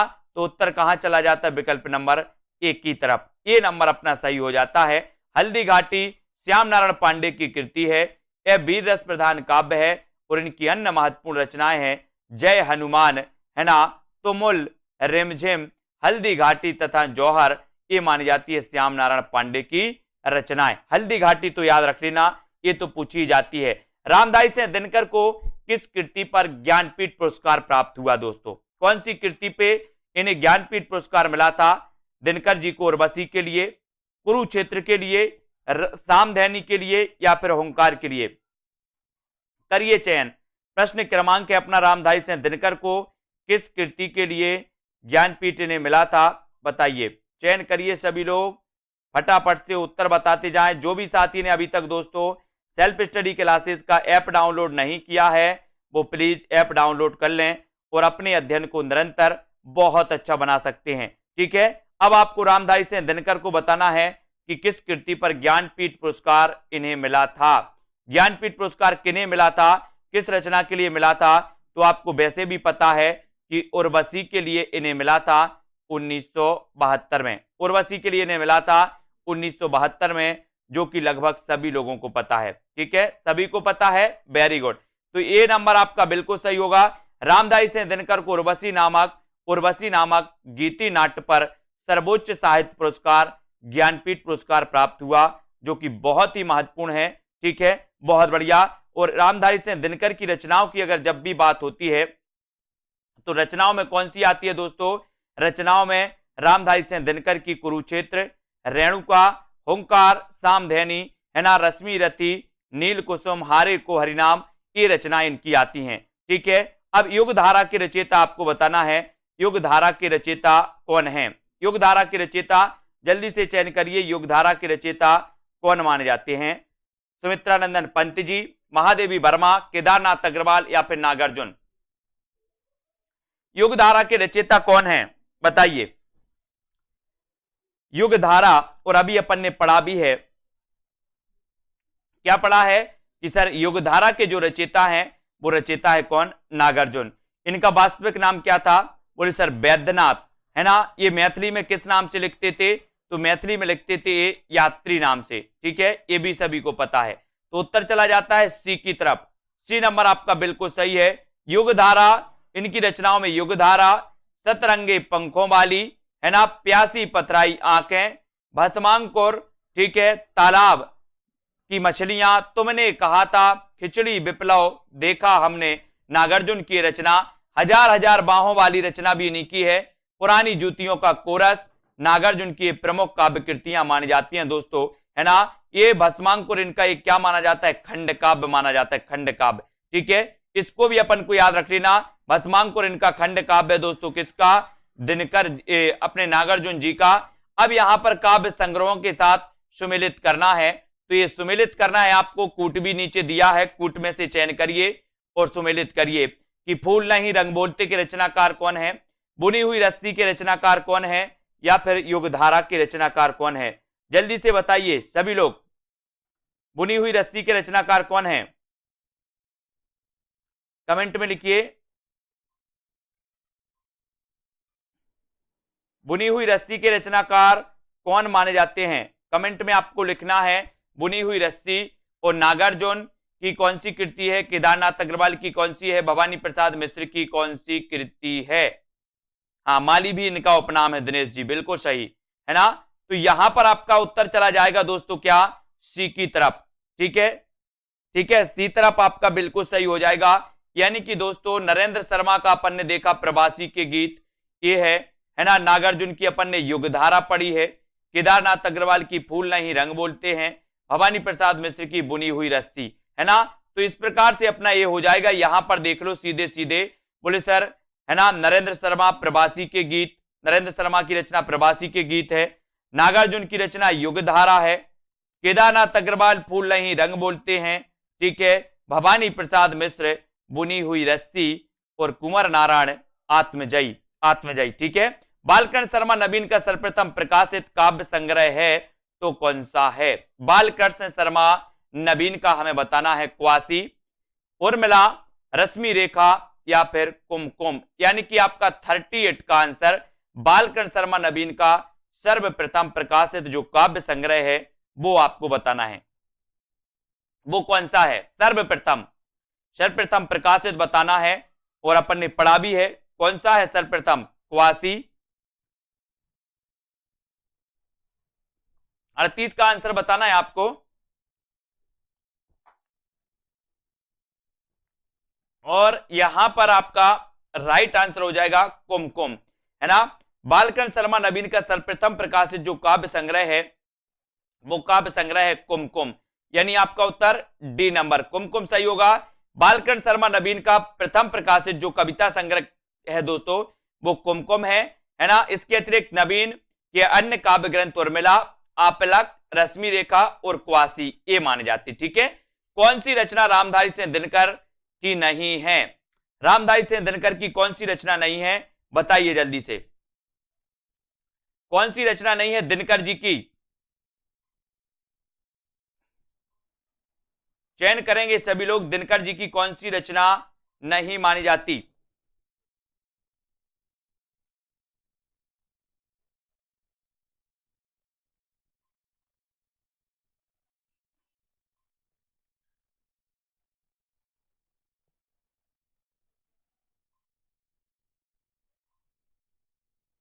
तो यहां पर रामधारी सिंह दिनकर की जब बात होती है तो इनकी रचना नहीं है अध्यात्म चिंतन। अध्यात्म चिंतन दिल्ली है इनकी रचना, रेणुका भी है, नीम के पत्ते भी है ना। तो कौन सी नहीं है, अध्यात्म चिंतन नहीं है, यानी कि आपका ए नंबर दिनकर की रचना नहीं है ना। और हुंकार की बात करें तो हुंकार है, रसवंती भी है, कुरुक्षेत्र है, सामधैनी है, नील कुसुम है, दिल्ली है, ठीक है। ये सारी रचनाएं मानी जाती हैं दोस्तों। द्वंद्व गीत, रश्मि रथी, उर्वशी, परशुराम की प्रतीक्षा, है ना, हारे को हरिनाम, धूप और धुआं, है ना, ये सारी रचनाएं मानी जाती है। आत्मा की आंखें, नीम के पत्ते, नीम के पत्ते भी पूछी जाती है, ठीक है। नीम के पत्ते के रचनाकार कौन है। एक हथौड़े वाला घर में और हुआ किसकी पंक्ति है। एक हथौड़े वाला घर में और हुआ, ये पंक्ति किसकी है, ये पंक्ति बताना है। ये पंक्ति एक हथौड़ा वाला घर में और हुआ, ये किसकी पंक्ति है। उत्तर चला जाता है केदारनाथ अग्रवाल की। किसकी पंक्ति है, केदारनाथ अग्रवाल की। और ए नंबर केदारनाथ अग्रवाल आपका बिल्कुल सही हो जाता है। केदारनाथ अग्रवाल प्रगतिवाद के प्रमुख कवि हैं, है ना। एक हथौड़ा वाला घर में और हुआ, आज नदी बिल्कुल उदास थी, है ना। इन पंक्तियों तथा इनकी काव्य कृतियां इस प्रकार हैं दोस्तों। नींद के बादल, युग की गंगा केदारनाथ अग्रवाल, फूल नहीं रंग बोलते हैं केदारनाथ अग्रवाल। ये रचनाएं अपन को याद करना है, ठीक है। ये रचनाएं हमेशा पूछी जाती हैं। बढ़ते हैं अगले क्वेश्चन की ओर, अगले प्रश्न को देखते हैं। इनमें से कौन सा कवि प्रगतिवादी नहीं है। ये क्वेश्चन तो कई बार पूछे जाते हैं और प्रगतिवादी जो कवि हैं उनको आपको याद करना है। कौन सा प्रगतिवादी कवि नहीं है बताइए। केदारनाथ अग्रवाल नहीं है, भवानी प्रसाद मिश्र, त्रिलोचन या फिर शिवमंगल सिंह सुमन। प्रगतिवादी जो कवि हैं वो कौन नहीं है, ये प्रश्न आपको बताना है। कौन सा कवि प्रगतिवादी नहीं है। और इसका सही उत्तर होगा आपका कि जो प्रगतिवादी नहीं है वो कौन नहीं है, भवानी प्रसाद मिश्र, है ना। यानी कि आपका जो बी नंबर है वो बिल्कुल सही है, ठीक है। भवानी प्रसाद मिश्र आपका सही हो जाएगा दोस्तों। हरि भवानी शकुन करे, शेर नरे रघुधर्म करे। ये भवानी प्रसाद प्रयोगवादी कवि माने जाते हैं, है ना। तो केदारनाथ अग्रवाल, वासुदेव सिंह, त्रिलोचन, शिवमंगल सिंह सुमन ये प्रगतिवादी कवि माने जाते हैं, जबकि भवानी प्रसाद मिश्र ये प्रयोगवादी कवि हैं, है ना। और ये दूसरे तार सप्तक से जुड़े हुए थे। कौन, भवानी प्रसाद मिश्र, है ना। अब यहां पर बढ़ते हैं, कृतियों तथा कृतिकारों को सुमेलित करना है ईश्वर की अध्यक्षता में।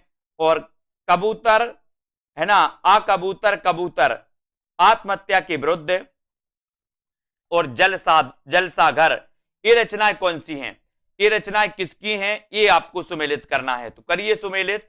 ईश्वर की अध्यक्षता, ये रचना किसकी है। या फिर अब कबूतर या फिर आत्महत्या के विरुद्ध या जलसाघर। और यहां पर आपका बिल्कुल सही आंसर होगा कि ईश्वर की अध्यक्षता में लीलाधर जगूड़ी, है ना। कबूतर के रचनाकार उदय प्रकाश, आत्महत्या के रघुवीर सहाय, जलसाघर के रचनाकार श्रीकांत और सतरंगे पंखों वाली ये नागार्जुन। अब आपसे अगर पूछा जाए कि ईश्वर की अध्यक्षता में की रचनाकार कौन है, लीलाधर जगूड़ी हैं। कबूतर के रचनाकार कौन है, उदय प्रकाश हैं। आत्महत्या के विरुद्ध के रचनाकार कौन है, रघुवीर सहाय, है ना। जलसाघर के रचनाकार कौन है, तो श्रीकांत हैं। सतरंगे पंखे वाली की रचना किसने की, तो वो की नागार्जुन ने। ये रचनाएं आपको याद करना है, ये हमेशा पूछी जाएंगी। हालाबाद के प्रवर्तक कौन है, ये क्वेश्चन तो अभी पूछा गया था पंजाब मास्टर गाइडर में।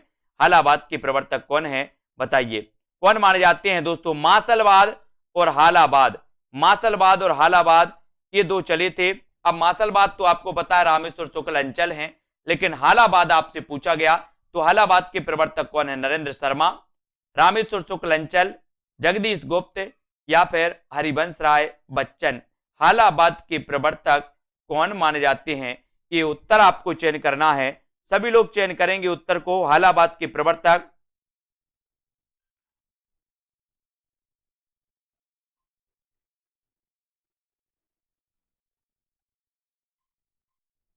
और आपने बताया है कि सर हालाबाद के प्रवर्तक अगर आपने पूछा है तो आप हरिवंश राय बच्चन को लगा दीजिए।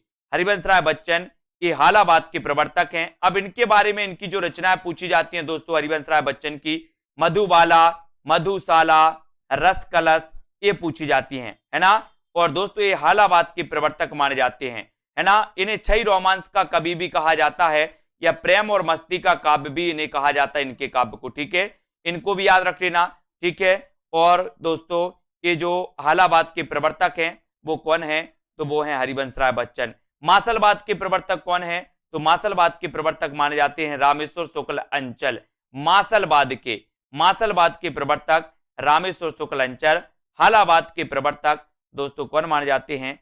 हालाबाद के माने जाते हैं अपने हरिवंश राय बच्चन, है ना। दिनकर की रचनाओं का सही अनुक्रम रेखांकित कीजिए। ओंकार, रेणुका, रसवंती, उर्वशी, इनका क्रम आपको बताना है। और दोस्तों आपको क्या करना है, आपको जिन भी साथियों ने अभी तक ऐप डाउनलोड नहीं किया सेल्फ स्टडी क्लासेस का ऐप, अगर आप डाउनलोड नहीं कर पाए हैं तो ऐप को डाउनलोड कर लें, ठीक है। ऐप को आप डाउनलोड कर लेते हैं दोस्तों तो आपको वहां पर हिंदी साहित्य का संपूर्ण कोर्स लॉन्च किया गया, जिसकी फीस दोस्तों, है ना,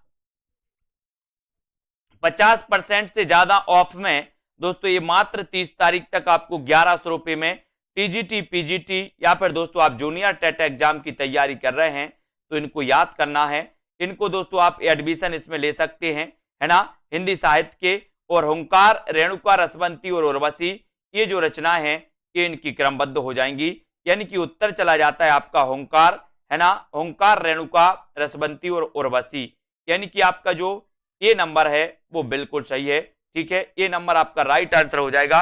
अब थोड़ा सा यहां पर देख लेते हैं, इनका विस्तृत अध्ययन देख लेते हैं यहां पर, है ना।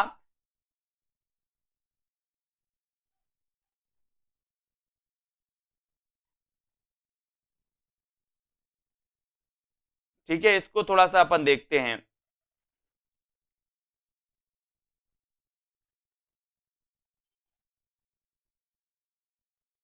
है ना। वैसे ये जो बी नंबर है दोस्तों, ये बी नंबर सही होगा, इसका बी नंबर, रेणुका, रसवंती, उर्वशी और होंकार, ठीक है, बी नंबर। इसको देख लो थोड़ा सा, ये बी नंबर सही, हाँ ऑप्शन गलत है। रेणुका, होंकार ये आता है, ऑप्शन गलत है उसका। रेणुका, होंकार, रसवंती, द्वंद्व गीत, कुरुक्षेत्र, सामधेनी, रश्मि रथी, नील कुसुम, दिल्ली, उर्वशी, ठीक है। इनको देख लो, वो तो ठीक है, ठीक है। गलत है वो, ऑप्शन गलत है। रेणुका, होंकार, रसवंती, ठीक है, द्वंद्व गीत, कुरुक्षेत्र, सामधेनी, रश्मि रति, है ना, नील कुसुम, दिल्ली, उर्वशी, परशुराम की प्रतीक्षा, आत्मा की आंखें, हारे के हरिनाम, है ना, धूप और धुआं, नीम के पत्ते और इतिहास के आंसू, ये रचनाएं आपको याद रख लेना, ठीक है। ये हमेशा पूछी जाती हैं। अगला क्वेश्चन यहां पर देखो, अगला क्वेश्चन है रचनाकारों के सामने रचनाओं को हमें सुमेलित करना है। सतरंगिणी, है ना, और बताना है सतरंगिणी, सतरंगी पंखों वाली, अड़िमा या फिर रितंबरा, बताइए। सतरंगिणी, निराला, सतरंगी पंखों वाली, अड़िमा या फिर रितंबरा, ये रचनाएं किसकी हैं?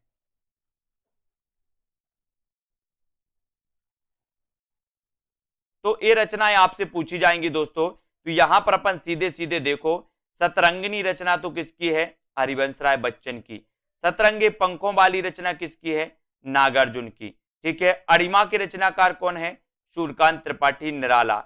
रितंबरा रचना किसकी है? केदारनाथ अग्रवाल की। और हम बिस्पाई जन्म के, बाल कृष्ण शर्मा, ठीक है।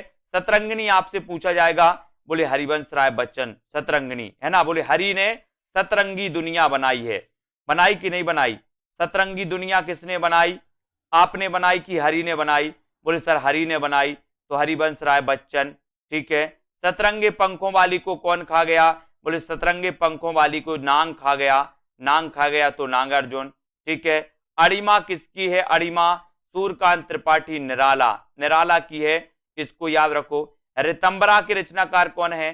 तो केदारनाथ मिश्र प्रभात, केदारनाथ मिश्र प्रभात है, ये केदारनाथ अग्रवाल नहीं है, ये केदारनाथ मिश्र प्रभात है ना। और हम बिस्पाई जन्म के, ये बाल कृष्ण भट्ट। बोले हम तो विष भी डाल देते, बोले सर हम तो जन्म से बालों में विष डाल रहे हैं, बाल कृष्ण भट्ट बाल में डाल रहे विष, है ना, तो ये विष डाल रहे हैं बाल में, तो बालकृष्ण भट्ट हम बिस्पाई जन्म के, है ना। हरिजन गाथा किसकी रचना है? हरिजन गाथा के रचनाकार बताना है। धूमिल है, आलोक धनवा है, लीलाधर जगुड़ी या फिर नागार्जुन। हरिजन धनवा ये किसकी रचना मानी जाती है? प्रश्न क्रमांक 46 में। और 46 में आपको पता है हरिजन गाथा नागार्जुन। हरिजन गाथा की रचनाकार कौन है? तो हरिजन गाथा की रचनाकार नागार्जुन माने जाते। ठीक है। वैद्यनाथ इनका वास्तविक नाम। यात्री और दोस्तों माली, यात्री और माली भी इनका उपनाम था, माली। ठीक है। यात्री और माली इनका उपनाम था नागार्जुन का, है ना। और दोस्तों हरिजन गाथा के रचनाकार नागार्जुन। ईश्वर की अध्यक्षता में लीला, बोले ईश्वर की अध्यक्षता में लीला हुई थी। लीला पढ़ते ना अपन, कृष्ण लीला, बोले लीला, तो ईश्वर की अध्यक्षता में लीला जगुड़ी। दुनिया रोज बनती है, आलोक धनवा, है ना। मोची राम सुदामा पांडे धूमिल, मोची राम सुदामा पांडे धूमिल। ठीक है। अब इनमें से बताइए कौन सा नाम सही है? पहला तार सप्तक, दूसरा तार सप्तक, तीसरा तार सप्तक। कौन सा नाम सही है? सही नाम आपको चयन करना है, तो कौन सा नाम सही होता है इसमें से बताइए।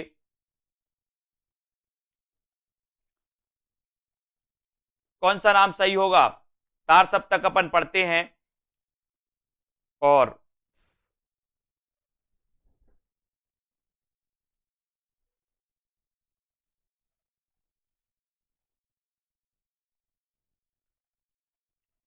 है ना, तो इसमें आपका सही हो जाएगा दोस्तों ये तार सप्तक। तार सप्तक इसमें सही है ना।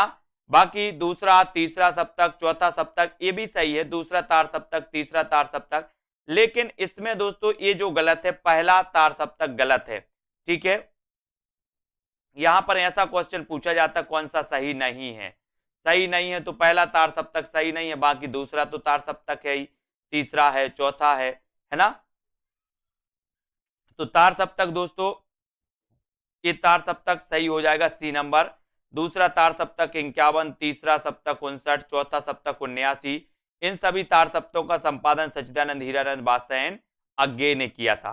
ठीक है। तो अज्ञे के बारे में आपको पता ही है, प्रथम द्वितीय तृतीय ये तार सप्तक इन्होंने याद रखे थे। ठीक है। अब यहाँ पर पढ़ते हैं ए नंबर पढ़ते हैं। यहाँ पर ये प्रभात फेरी के रचनाकार कौन है?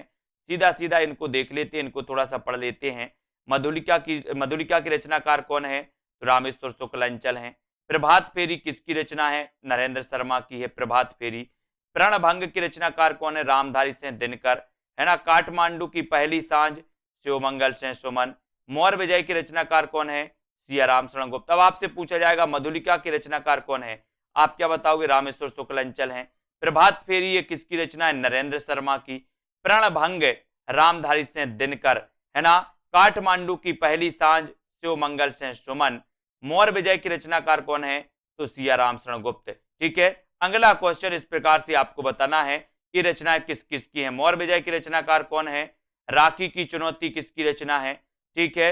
और दोस्तों राष्ट्रीय तरंग ये किसकी है?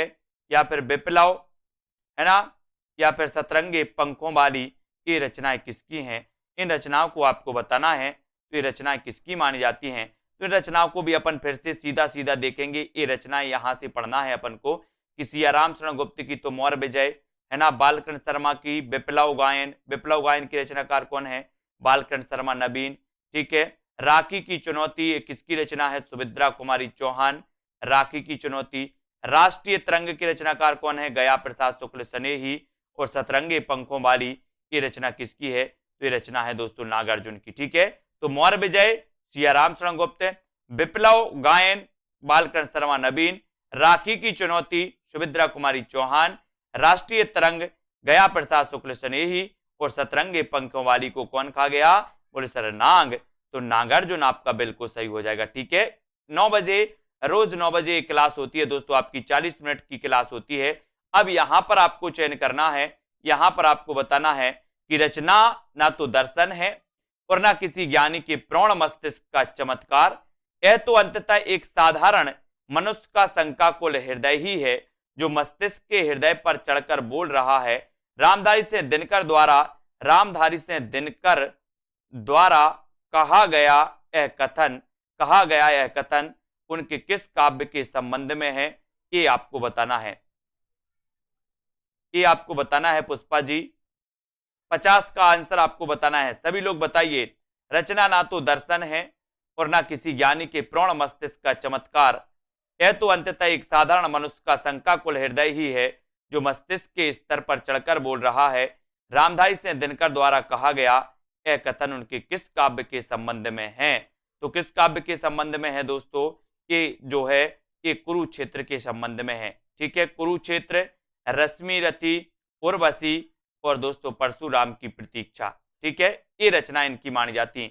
रचना ना तो दर्शन है ना किसी ज्ञानी के प्रौढ़ मस्तिष्क का चमत्कार, यह तो अंततः एक साधारण मनुष्य का शंकाकुल क्या है? हृदय है, शंकाकुल हृदय है। ये दोस्तों कुरुक्षेत्र से संबंधित है, रामधारी सिंह दिनकर की रचना है। रामधारी सिंह दिनकर की रचनाओं में रेणुका 1935 सबसे पहले रेणुका आती है, ओंकार आती है फिर 1939 में, रसवंती, द्वंद्व गीत, कुरुक्षेत्र, सामधैनी, रश्मि रति, नील कुसुम, दिल्ली, है ना, उर्वशी, परशुराम की प्रतीक्षा, आत्मा की आंखें, हरि को हरिनाम, है ना, धूप और धुआं, नीम के पत्ते, इतिहास के आंसू इत्यादि ये रचनाएं। अब आपको क्रमबद्ध यहां पर बताना है, क्रमबद्ध चयन करना है साथियों। जन्म काल के आधार पर निम्नलिखित कवियों का सही अनुक्रम बताइए।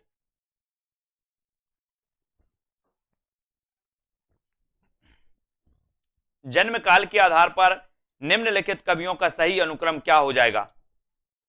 जन्म काल के आधार पर सबसे पहले कौन से कवि आते हैं अनुराग जी? नागार्जुन, त्रिलोचन, नागार्जुन या फिर भवानी प्रसाद मिश्र। तो यहां पर आपका बिल्कुल सही आंसर है कि सर नागार्जुन तो आते ही हैं, लेकिन इसमें नागार्जुन में भवानी प्रसाद मिश्र, त्रिलोचन और नरेश मेहता ये आते हैं। ठीक है, तो इनके जन्म काल को देखो, नागार्जुन 1911, है ना, नागार्जुन। ठीक है, भवानी प्रसाद मिश्र 1913, ठीक है, त्रिलोचन 17, नरेश मेहता 21। तो ये आपको आनी चाहिए, ये आपको दोस्तों क्रमबद्ध आनी चाहिए। नागार्जुन 11, है ना, भवानी प्रसाद मिश्र में 13 है ना, त्रिलोचन में 17 और दोस्तों नरेश मेहता का 21 इनको याद रखोगे, है ना। 21 दिनकर की किस कृति का कथानक कर्ण है? बढ़िया प्रश्न है, बहुत बढ़िया प्रश्न है दोस्तों, अच्छा प्रश्न आपसे पूछा गया। प्रश्न क्या है कि दिनकर की किस कृति का कथानक कर्ण है? कर्ण बताना है, किस कृति का कथानक है कर्ण? कुरुक्षेत्र का है, परशुराम की प्रतीक्षा का है या फिर उर्वशी का है? सभी लोग लाइक जरूर कर दीजिए वीडियो को दोस्तों। 52 का आंसर दिनकर की किस कृति का कथानक कर्ण है, ये प्रश्न आपसे पूछा गया और 52 में आपने लगा दिया कि सर इनकी रचनाएं तो ये सारी हैं, कुरुक्षेत्र भी इनकी रचना है, परशुराम की प्रतीक्षा भी है, उर्वशी भी है, रश्मि रथी भी है, लेकिन जो कर्ण है वो दोस्तों कथानक कर्ण है वो रश्मि रथी का है, यानी कि आपका जो बी नंबर है वो बिल्कुल है। रश्मि रथी रामधारी से दिनकर का खंड काव्य है जिसका कथानक कर्ण है। अन्य रचनाएं भी राष्ट्रीय सांस्कृतिक चेतना प्रगतिवादी कवि रामधारी से दिनकर की हैं, है ना, इनको अपन को याद रख लेना। प्रगतिशील लेखक संघ की स्थापना लंदन में किसके प्रयत्न से हुई थी? बताइए किसके प्रयत्न से हुई थी लंदन में? लंदन में ये चयन आपको करना है। प्रगतिशील लेखक संघ की स्थापना दोस्तों लंदन में किसके प्रयासों से हुई थी, ये आपको बताना है। प्रश्न क्रमांक 53 का आंसर आपको चयन करना है। और प्रगतिशील लेखक संघ की स्थापना लंदन में किसके प्रयत्न से हुई थी? तो वो प्रयत्न है दोस्तों अपना सी नंबर, मुल्कराज आनंद व सज्जाद जहीर, है ना, मुल्कराज आनंद व सज्जाद जहीर के प्रयासों से हुई थी, यानी कि सी नंबर। कब हुई थी दोस्तों? 1935 में, 1935 में, ठीक है। फिर भारत में कब हुई थी? 1936 में, है ना। लखनऊ में इसका पहला क्या हुआ था? अधिवेशन हुआ था। पहले अध्यक्ष कौन थे इसके? तो इसके पहले अध्यक्ष थे कौन? प्रेमचंद। ये सभी को पता होगा, ठीक है, ये सभी को पता है, बहुत बढ़िया। तो अब यहां पर अपन देखते हैं दोस्तों इसके बारे में कि 1935 में लगभग फ्रांस की राजधानी पेरिस में एम फास्टर्स के नेतृत्व में प्रोग्रेसिव राइटर्स एसोसिएशन की स्थापना हुई थी। इसी तर्ज पर भारत के मुल्कराज आनंद एवं सज्जाद जहीर ने दोस्तों क्या किया था? सज्जाद जहीर, है ना, भारत के डॉक्टर मुल्कराज आनंद एवं सज्जाद जहीर ने ब्रिटिश राजधानी लंदन में प्रगतिशील लेखक संघ की स्थापना की थी। प्रगतिवादी काव्य सृष्टि है, प्रगतिवादी काव्य सृष्टि आपको बताना है कैसी है। दार्शनिक है, वर्ग चेतना प्रधान है, व्यक्तिक यथार्थ या फिर यथास्थितिवादी है। प्रगतिवादी काव्य सृष्टि कैसी मानी जाती है? कमेंट में आपको लिखना है। वीडियो को लाइक और शेयर जरूर करना है। 10 बजे एग्जाम पर यूट्यूब चैनल में दोस्तों एक क्लास आती है आपके लिए हिंदी साहित्य की, वो भी आप अटेंड कर सकते हो। सेल्फ स्टडी क्लासेस का ऐप अभी तक डाउनलोड अगर नहीं किया है तो आज ही सेल्फ स्टडी क्लासेस का ऐप डाउनलोड कर लें, है ना। और प्रगतिवादी काव्य सृष्टि है तो वो कौन सी है? वर्ग चेतना प्रधान, यानी कि आपका जो बी नंबर वर्ग चेतना प्रधान है वो बिल्कुल सही हो जाएगा, ठीक है, बी नंबर आपका सही हो जाएगा। और दोस्तों 1 तारीख से यानी कि 1 अप्रैल से लॉन्च होने वाला है टीजीटी पीजीटी का मॉडल पेपर। मॉडल पेपर यानी कि जिसमें 125 प्रश्न होंगे, 125 में व्याकरण के भी प्रश्न होंगे, हिंदी साहित्य के भी प्रश्न होंगे, संस्कृत के भी प्रश्न होंगे। तो कुल मिला के 125 प्रश्नों का जो मॉडल पेपर टीजीटी पीजीटी में आता है वो लॉन्च होने वाला है 1 अप्रैल से, ठीक है, 1 अप्रैल से लॉन्च होगा। तो जिन भी साथियों को लेना है, शुरुआत में विशेष छूटें भी रहेंगी जैसी भी रहें, है ना। इनमें से कौन सी रचना केदारनाथ अग्रवाल की नहीं है?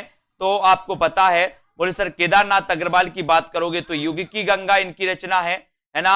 नींद के बादल भी इनकी रचना है, ये भी आपको याद रख लेना है, ठीक है, याद रख लेना है,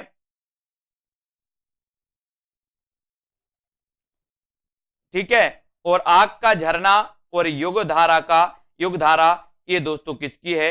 ये केदारनाथ अग्रवाल की रचना नहीं है, ये तो किसकी है? ये तो रचना नागार्जुन की है। किसकी है? नागार्जुन की। इसको याद रख लेना। युगधारा की आज का जो अपना पहला प्रश्न है यहां पर आपको बताना है, यहां तक अपन ने पढ़ लिया था। अगला क्वेश्चन है आपका, फूल नहीं रंग बोलते हैं, फूल नहीं रंग बोलते हैं कि रचनाकार कौन माने जाते हैं? इसका उत्तर आपको बताना है। केदारनाथ अग्रवाल, नागार्जुन, त्रिलोचन या फिर नरेश मेहता। अपन ने दोस्तों प्रगतिवाद के बारे में पढ़ा था कि सर प्रगतिवाद का जो उदय होता है वो होता है 1936 में। प्रगतिवाद के प्रवर्तक कौन है? सुमित्रानंदन पंत।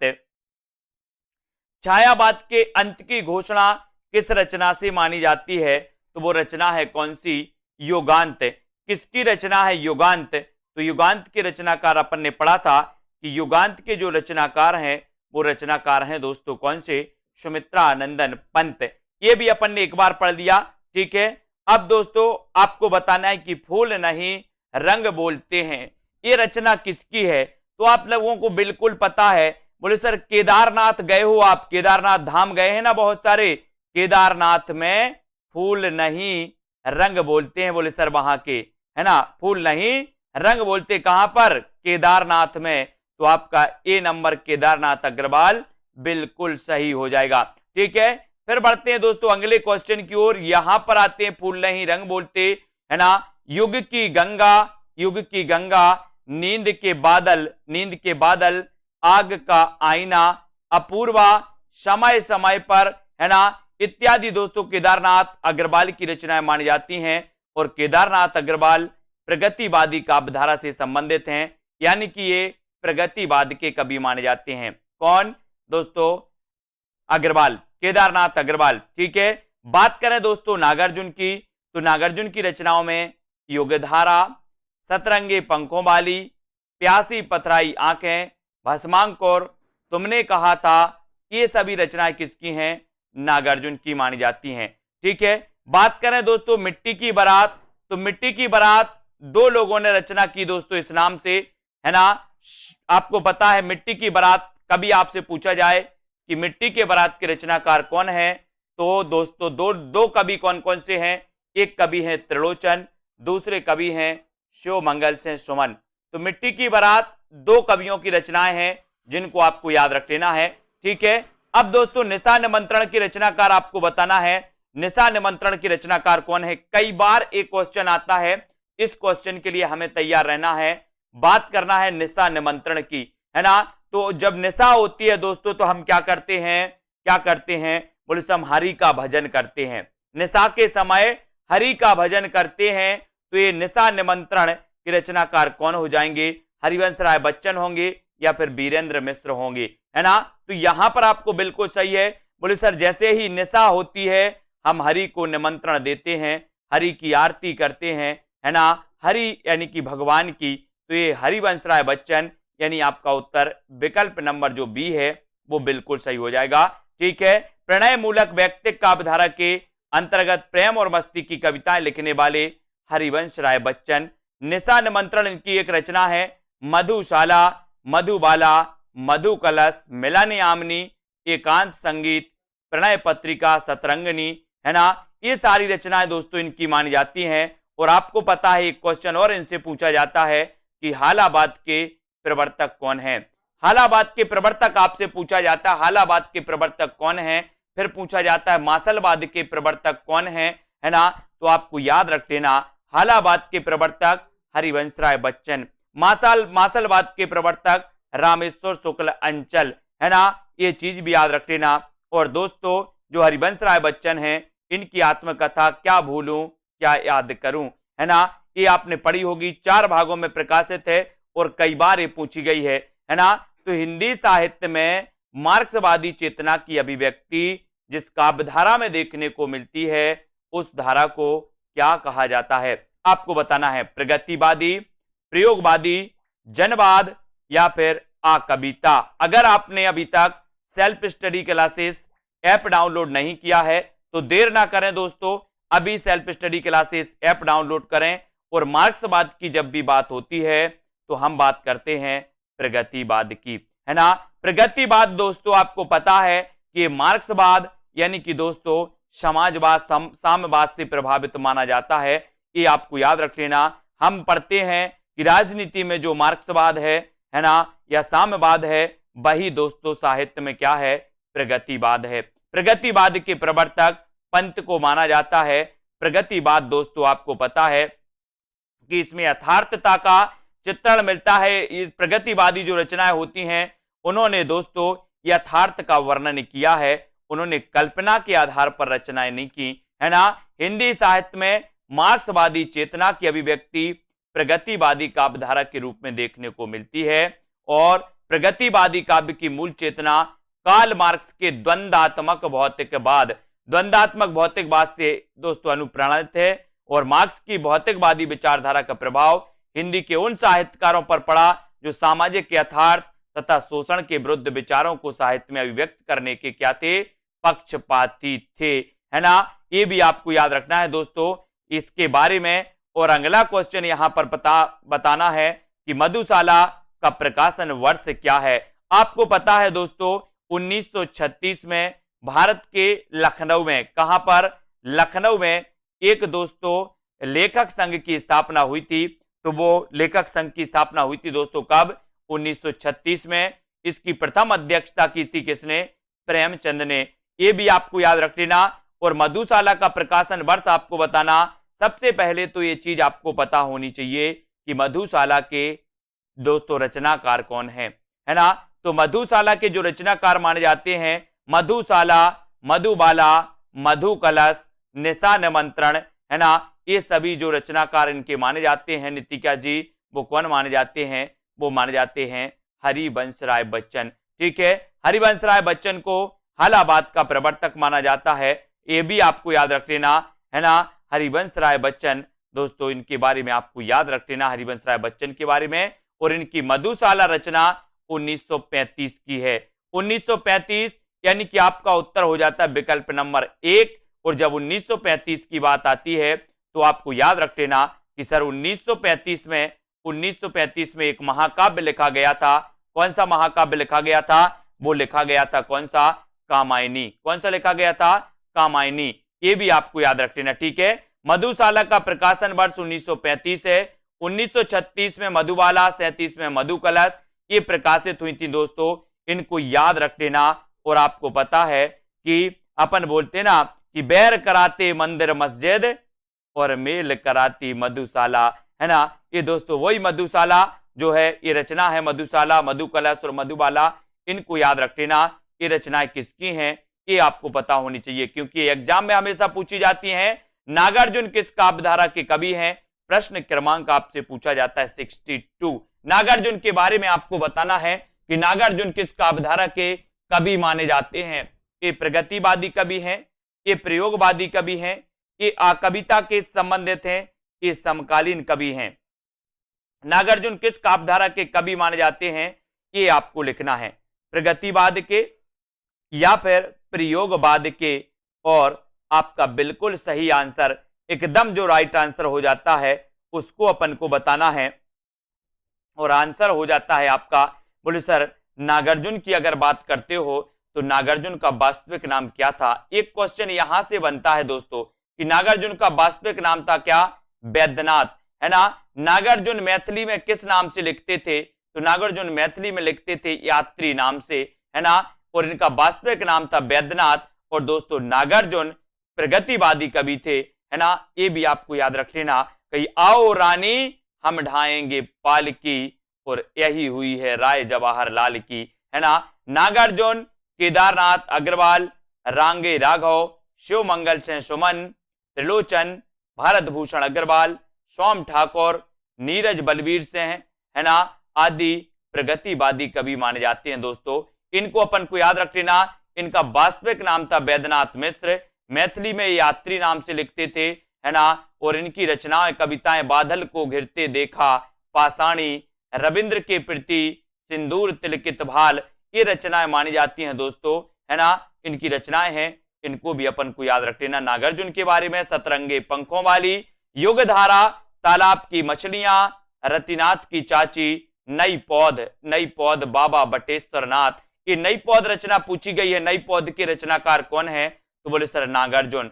नई पौध के रचनाकार कौन है? नागार्जुन। बाबा बटेश्वर नाथ ये किसकी रचना है? तो ये नागार्जुन की मानी जाती है। अगला क्वेश्चन है, शोषक वर्ग के प्रति घृणा का भाव किस युग की कविता की मुख्य प्रवृत्ति रही है? शोषक वर्ग के प्रति घृणा के भाव ये आपको बताना है दोस्तों, किस वर्ग किस युग की कविता की प्रमुख प्रवृत्ति रही है।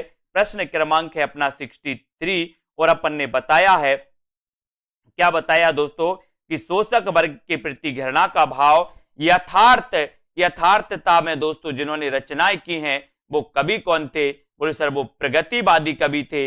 प्रगतिवाद किससे प्रभावित था? तो प्रगतिवाद मार्क्सवाद से प्रभावित था। शोषक वर्ग के प्रति घृणा भाव प्रगतिवाद युग की मुख्य प्रवृत्ति रही, मुख्य विशेषता रही, ये भी आपको याद रख लेना है। और प्रगतिवाद का सैद्धांतिक आधार मार्क्स का द्वंद्वात्मक भौतिकवाद है। राजनीति के क्षेत्र में जो समाजवाद है या साम्यवाद है, साहित्य के क्षेत्र में वही क्या है? प्रगतिवाद है।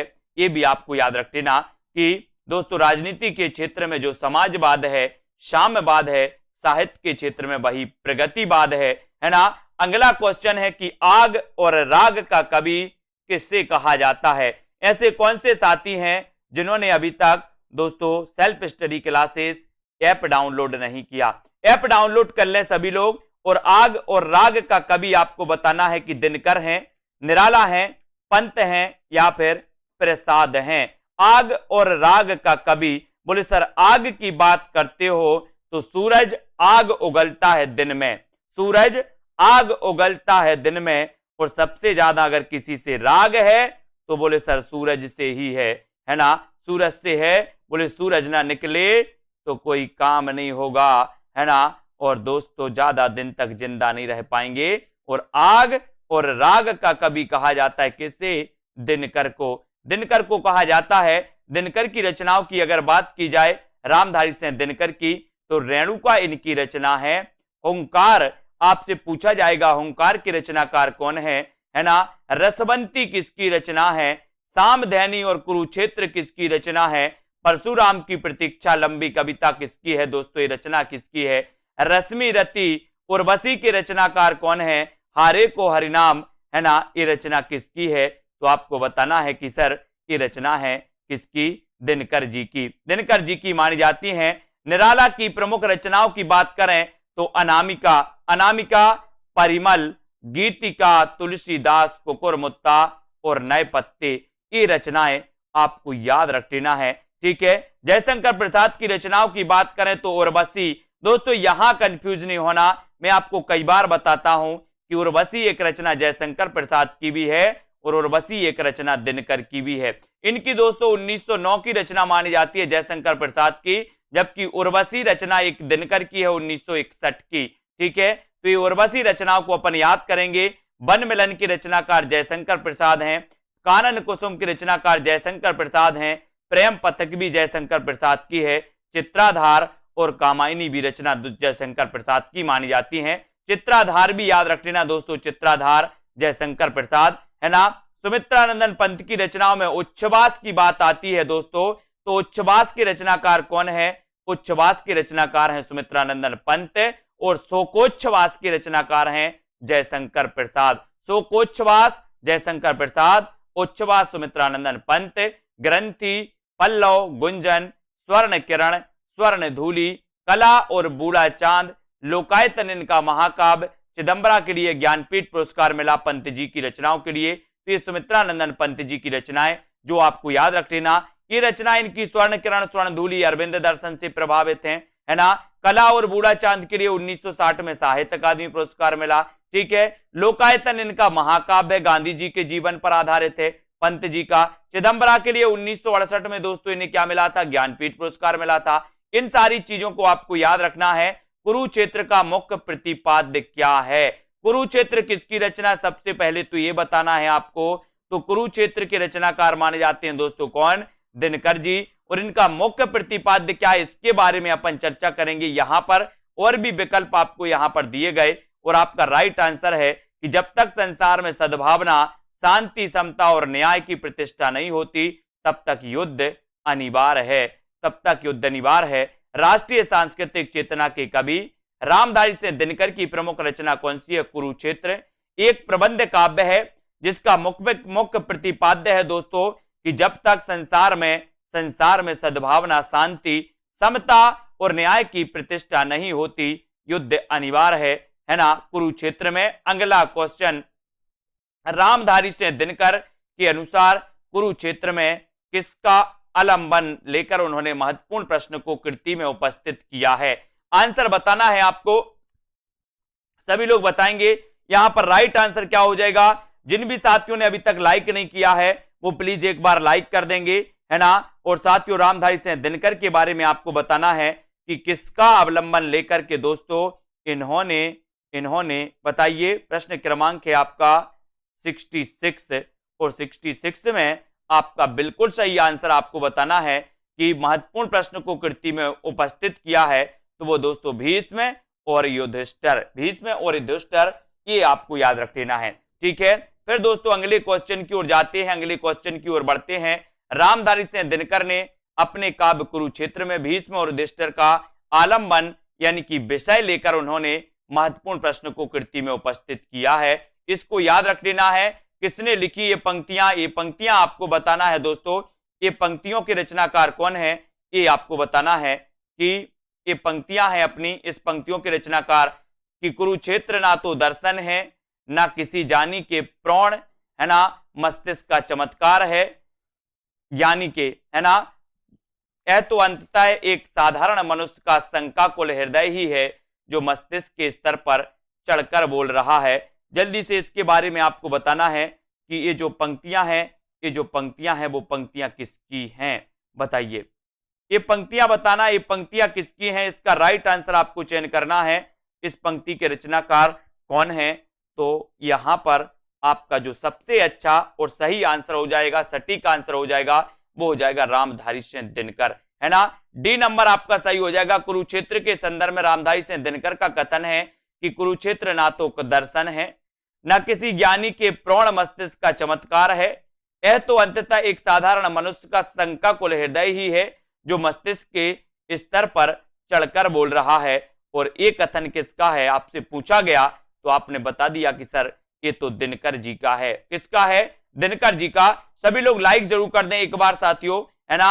आत्मा का संग्राम आत्मा से, देह का संग्राम देह से जीता जाता है। रामधारी सिंह दिनकर का यह कथन किस कृति के संदर्भ में कहा गया है? बताइए। आत्मा का संग्राम आत्मा से, देह का संग्राम देह से, रामधारी सिंह दिनकर का यह कथन किस कृति के संदर्भ में कहा गया? प्रश्न क्रमांक 68 का आंसर सभी लोगों को बताना है। उत्तर क्या हो जाएगा? उत्तर बताना है। 68 का आंसर आपको बताना है। आत्मा का संग्राम आत्मा से और देह का संग्राम देह से। फ्री मटेरियल भी ऐप पर बहुत सारा है, फ्री मटेरियल भी है ऐप पर, और दोस्तों पेड क्लासेस का पेड जो कोर्स है वो भी ऐप पर है ना। तो जिनको फ्री पढ़ना वो फ्री भी पढ़ सकते हैं। आत्मा का संग्राम आत्मा से और देह का संग्राम देह से, यानी कि यहां पर आपका कुरुक्षेत्र बिल्कुल सही है। सी नंबर आपका सही हो जाएगा। आत्मा का संग्राम आत्मा से और देह का संग्राम देह से जीता जाता है। यह कथन रामधारी सिंह दिनकर ने अपनी रचना कुरुक्षेत्र में कही है। कुरुक्षेत्र में भीष्म और युधिष्ठिर के माध्यम से धर्म रक्षा हेतु युद्ध की आवश्यकता सिद्ध की गई है। इसको आपको याद रख लेना। अब यहां पर आते हैं दोस्तों, प्रगतिवादी काव्य किस विचारधारा से प्रेरित है? प्रगतिवादी काव्य आपको बताना है कि किस विचारधारा से प्रेरित है। क्वेश्चन कई बार पूछा गया है, कई एग्जामों में पूछा गया है, इसलिए सभी को तैयार रहना है। प्रगतिवादी काव्य के बारे में आपको बताना है ना, कि किससे प्रेरित माना जाता है? बताइए। प्रगतिवादी काव्य किस विचारधारा से प्रभावित है? कमेंट में जल्दी से आपको लिखना है। 4 विकल्प हैं आपके सामने, आदर्शवाद, मार्क्सवाद, अस्तित्ववाद और गांधीवाद, है ना। तो प्रगतिवाद काव्य किस विचारधारा से प्रेरित माना जाता है? ये उत्तर आपको चयन करना था और आपने उत्तर बिल्कुल आसानी से बता दिया कि मार्क्सवाद से प्रभावित माना जाता है, यानी कि आपका उत्तर बी नंबर बिल्कुल सही है। ठीक है। प्रगतिवादी काव्यधारा मार्क्सवादी विचारधारा से प्रेरित है और इस विचारधारा के प्रमुख कवि नागार्जुन, त्रिलोचन, है ना, शास्त्री केदारनाथ अग्रवाल आदि माने जाते हैं। अगला क्वेश्चन है, प्रस्तुत पंक्तियां किस कृति से ली गई हैं? अगला यहां पर पंक्ति आपको दी है कि इस वैयक्तिक भोगवाद से फूटी विष की धारा, तड़प रहा है जिसमें पढ़कर मानव समाज यह सारा। ये बताना है कि दोस्तों ये पंक्ति किसकी है? सरोज स्मृति, राम की शक्ति पूजा, कामायनी या फिर कुरुक्षेत्र। ये पंक्तियां कहां से ली गई हैं? 70 का आंसर आपको चयन करना है। 70 का आंसर आपको बताना है और 70 में आपका उत्तर हो जाएगा, इस वैयक्तिक भोगवाद से फूटी विष की धारा, तड़प रहा है जिसमें पढ़कर मानव समाज यह सारा। उत्तर चला जाता है कुरुक्षेत्र। कुरुक्षेत्र यानी कि आपका डी नंबर बिल्कुल सही हो जाएगा, है ना। कुरुक्षेत्र आपका राइट आंसर है दोस्तों। ये पंक्तियां ली गई हैं कुरुक्षेत्र से, है ना। दिनकर कृत कुरुक्षेत्र से दोस्तों ये पंक्तियां ली गई हैं। राम की शक्ति पूजा निराला की दोस्तों लंबी कविता है, इसको याद करना। कामायनी के रचनाकार जयशंकर प्रसाद है। सबको मुक्त प्रकाश चाहिए, सबको मुक्त समीरण, बाधा रहित विकास मुक्त, है ना, आशंकाओं से जीवन। ये पंक्तियां किससे ली गई हैं? ये पंक्तियां आपको बताना है कि सबको मुक्त प्रकाश चाहिए, सबको मुक्त समीरण, बाधा रहित विकास। ये पंक्तियां कहां से ली गई हैं? तो यहां पर आपको बताना था। और ये सबको मुक्त प्रकाश चाहिए, ये जो पंक्तियां हैं ये पंक्तियां ली गई हैं दोस्तों कहां से? कुरुक्षेत्र से। कुरुक्षेत्र यानी कि आपका उत्तर चला जाता है विकल्प नंबर सी की तरफ। सी नंबर आपका बिल्कुल सही हो जाता है। सबको मुक्त प्रकाश चाहिए, ये दोस्तों दिनकर की पंक्ति है और ये ली गई है काय से? कुरुक्षेत्र से। अगला क्वेश्चन आपको चयन करना है कि कुरुक्षेत्र के प्रथम सर्ग का प्रारंभ किस पंक्ति से होता है? किस पंक्ति से होता है? 72 का आंसर बताना है। देश की इज्जत बचाने के लिए ईश जाने देश का लज्जा विषय, या वह कौन रोता है वहां तत्व है कि कोई केवल आवरण। इसके बारे में कुरुक्षेत्र के प्रथम सर्ग का प्रारंभ किस पंक्ति से माना जाता है? इसका उत्तर आपको चयन करना है। 72 का आंसर आपको चयन करना है। और यहां पर ये दोस्तों प्रथम सर्ग का प्रारंभ कुरुक्षेत्र का माना जाता है कि दोस्तों ये क्वेश्चन कई बार आया है। कुरुक्षेत्र का प्रथम सर्ग का प्रारंभ किस पंक्ति से होता है? तब यहां पर आपका उत्तर चला जाता है वह कौन रोता है वहां, वह कौन रोता है वहां, इस पंक्ति से होता है। यानी कि आपका उत्तर हो जाता है विकल्प नंबर सी। सी जिन्होंने बताया उनका आंसर बिल्कुल सही। रामधारी से दिनकर कृत कुरुक्षेत्र ये प्रबंध काव्य है। वह कौन रोता है वहां पंक्ति से होता है दोस्तों इसका प्रारंभ, जबकि अन्य तीनों पंक्तियां संगत हैं। प्रगतिवाद का दार्शनिक आधार क्या है? दार्शनिक आधार बताना है साम्यवाद है, अस्तित्ववाद है, प्रयोगवाद है या फिर पूंजीवाद है। साम्यवाद प्रगतिवाद का दार्शनिक आधार आपको बताना है। दार्शनिक आधार क्या है? प्रगतिवाद का दार्शनिक आधार आपको चयन करना है, यानी कि आपको उत्तर 73 का उत्तर बताना है। ये क्वेश्चन भी कई बार आया है कि प्रगतिवाद का दार्शनिक आधार क्या है, और बहुत सारे लोगों ने उत्तर बता भी दिया है कि सर अगर प्रगतिवाद के दार्शनिक आधार की बात करोगे तो राजनीति के क्षेत्र में जो साम्यवाद है ना, साहित्य के क्षेत्र में वही क्या है? प्रगतिवाद। यानी कि उत्तर आपका एक ही तरफ चला जाता है। ये नंबर आपका बिल्कुल सही हो जाता है। ठीक है, अब यहां पर क्वेश्चन आता है प्रगतिवाद का दार्शनिक आधार है साम्यवाद, जो मार्क्सवाद की देन है। इस संबंध में कहा गया कि राजनीति के क्षेत्र में जो मार्क्सवाद है, तो दोस्तों साहित्य के क्षेत्र में वही क्या है? साहित्य के क्षेत्र में वही प्रगतिवाद है ना। किस कवि को मार्क्सवादी चेतना का कवि माना जाता है? किस कवि को माना जाता है मार्क्सवादी चेतना का कवि? धर्मवीर भारती को, अज्ञे हरिवंश राय बच्चन को या फिर केदारनाथ अग्रवाल को? किस कवि को मार्क्सवादी चेतना का कवि माना जाता है? मार्क्सवादी चेतना का कवि। ये चार विकल्प हैं। इतना तो हमारे अंदर कॉमन सेंस है कि सर यहां पर प्रगतिवादी कवियों की अगर बात करें तो प्रगतिवादी कवि दिख रहे हैं कौन? केदारनाथ अग्रवाल। फूल नहीं रंग बोलते हैं इनकी रचना है, बहुत ही श्रेष्ठ रचना। और किस कवि को मार्क्सवादी चेतना का कवि माना जाता है? तो वो माना जाता है दोस्तों केदारनाथ सिंह अग्रवाल, नहीं सिंह है ना। केदारनाथ अग्रवाल की रचना है कौन सी? फूल नहीं रंग बोलते हैं। लेकिन ये केदारनाथ सिंह है, यानी कि यहां पर डी नंबर आपका सही होगा। केदारनाथ सिंह और केदारनाथ अग्रवाल में दोस्तों कंफ्यूज नहीं होना, है ना। केदारनाथ सिंह को मार्क्सवादी चेतना का कवि कहा जाता है। इन्हें 2013 में ज्ञानपीठ पुरस्कार प्रदान किया गया दोस्तों, और 19 मार्च 2018 को इनका निधन हो गया था। किसका? केदारनाथ सिंह का, 2018 को, है ना। और ये दोस्तों केदारनाथ सिंह याद रख लेना, ये प्रगतिवादी चेतना के कवि माने जाते हैं, है ना। किसका संबंध रामधारी सिंह दिनकर से है? रामधारी सिंह दिनकर से बताना है किसका संबंध है, बताइए किसका संबंध है? कामाध्यात्म की समस्या, पौराणिक प्रसंग में भारत चीन युद्ध युगीन संदर्भ, या फिर युद्ध दर्शन या सुधारवाद? तो बताना है किसका संबंध दिनकर से है। दिनकर बताना है कैन का कवि, वो केदारनाथ अग्रवाल को कैन का कवि।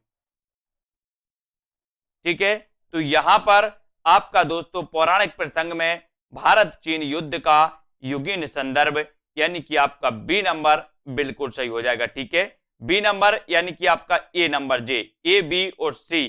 ठीक है, तो कामाध्यात्म की समस्या, पौराणिक प्रसंग में भारत चीन युद्ध का युगीन संदर्भ और युद्ध दर्शन, यानी कि ये तीनों सही हो जाएंगे दोस्तों। दिनकर से संबंधित हैं, सुधारवाद दिनकर से संबंधित नहीं है। तो यहां पर अपन देख लेते हैं कि कामाध्यात्म की समस्या उर्वशी में, पौराणिक प्रसंग में भारत चीन युद्ध का युगीन संदर्भ परशुराम की प्रतीक्षा में, युद्ध दर्शन कुरुक्षेत्र ओंकार और रश्मि रथी में, जबकि सुधारवाद का संबंध दिनकर से नहीं है, दिनकर से नहीं है।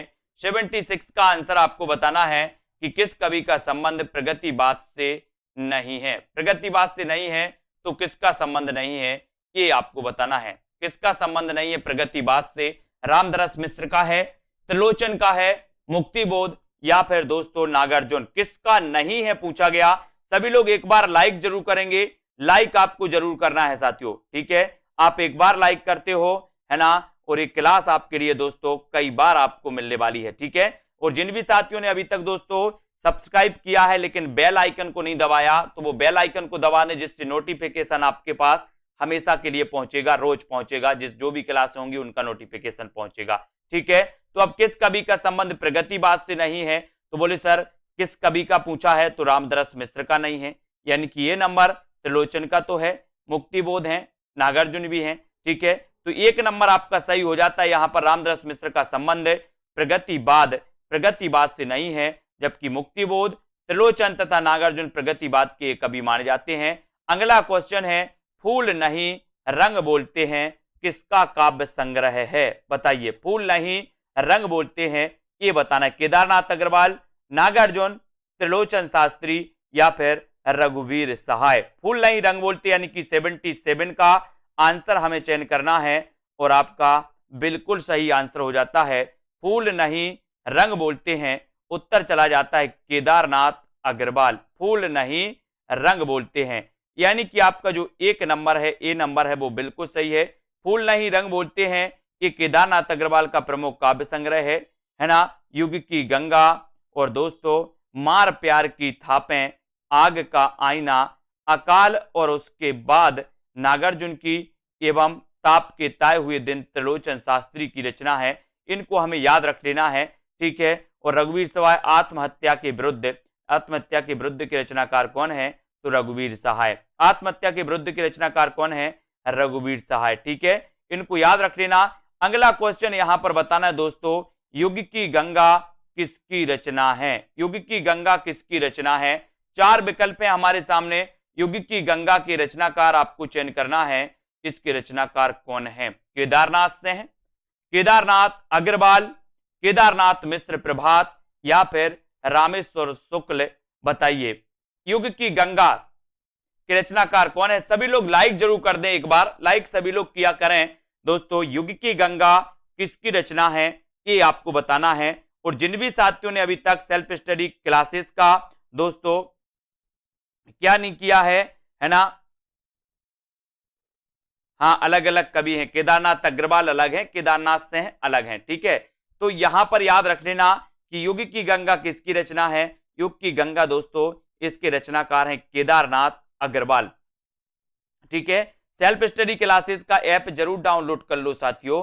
केदारनाथ अग्रवाल यानी बी नंबर। युग की गंगा किसकी रचना है, केदारनाथ अग्रवाल की। युग की गंगा रचना के रचनाकार केदारनाथ अग्रवाल हैं, है ना। इसके अतिरिक्त फूल नहीं रंग बोलते हैं, आग का आईना ये पूछी गई रचना, आग का आईना के रचनाकार कौन है, तो आप क्या बताओगे। आग का आईना केदारनाथ अग्रवाल। गुल मेहंदी, नींद के बादल, है ना, ये सभी मानी जाती हैं। नींद के बादल भी केदारनाथ में, बोले सर नींद के बादल सो गए थे, है ना। और गुल मेहंदी भी इनकी रचना है केदारनाथ अग्रवाल जी की। और ये प्रगतिवादी श्रेष्ठ कवि माने जाते हैं केदारनाथ अग्रवाल, ठीक है। इतनी चीजें तो सभी को पता है। और केदारनाथ अग्रवाल किस काव्यधारा के कवि हैं ये आंसर आपको बताना है। सरल आंसर, प्रश्न भी सही है आपके लिए और उत्तर भी आपको बताना है, तब आपका बिल्कुल सही। केदारनाथ अग्रवाल किस काव्यधारा के कवि माने जाते हैं। उत्तर चला जाता है दोस्तों आपका कि सर केदारनाथ अग्रवाल की बात करते हो तो ये प्रगतिवादी चेतना, प्रगतिवादी काव्यधारा के ये कवि माने जाते हैं, ठीक है। अब यहां पर देखो केदारनाथ अग्रवाल प्रगतिवादी या प्रगतिवाद के प्रमुख कवि हैं। प्रगतिवाद के अन्य प्रमुख कवि में त्रिलोचन का याद रख लेना, नागार्जुन, ठीक है, और शिवमंगल सिंह सुमन। और दोस्तों ये शिवमंगल सिंह सुमन, नागार्जुन, त्रिलोचन ये सभी माने जाते हैं। अगला क्वेश्चन है कि निम्न में से कौन विशुद्ध राष्ट्रीय भावधारा का कवि नहीं है। विशुद्ध काव्य धारा बताना है तो सोहनलाल द्विवेदी, माखनलाल चतुर्वेदी, दिनकर या फिर नागार्जुन। प्रश्न क्रमांक 80, कौन विशुद्ध राष्ट्रीय काव्य धारा, राष्ट्रीय भावधारा का कवि नहीं है, कौन सा नहीं है ये आंसर आपको चयन करना है। 4 सेकंड है, सभी लोग बताएंगे, वीडियो को लाइक कर देंगे और दोस्तों अपने मित्रों तक शेयर जरूर कर दिया करें। ये रोज क्लास होती है 9 बजे। और जिन भी साथियों को अभी दोस्तों एडमिशन लेना है तो अभी भी मौका है, आप एडमिशन ले सकते हो, है ना। और यहां पर आपका उत्तर सी नंबर, ये नागार्जुन साहब जो हैं दोस्तों ये प्रगतिवादी काव्यधारा के कवि हैं। ये राष्ट्रीय भावधारा, राष्ट्रीय विशुद्ध राष्ट्रीय भावधारा के कवि नहीं माने जाते, है ना। और नागार्जुन राष्ट्रीय भावधारा के कवि नहीं है, बल्कि प्रगतिवादी या मार्क्सवादी विचारधारा के साथ साथ राजनीतिक कवि भी माने जाते हैं। जबकि सोहनलाल द्विवेदी, माखनलाल चतुर्वेदी, दिनकर ये राष्ट्रीय काव्यधारा के कवि हैं। आज का आपका चैलेंज प्रश्न है, अज्ञे ने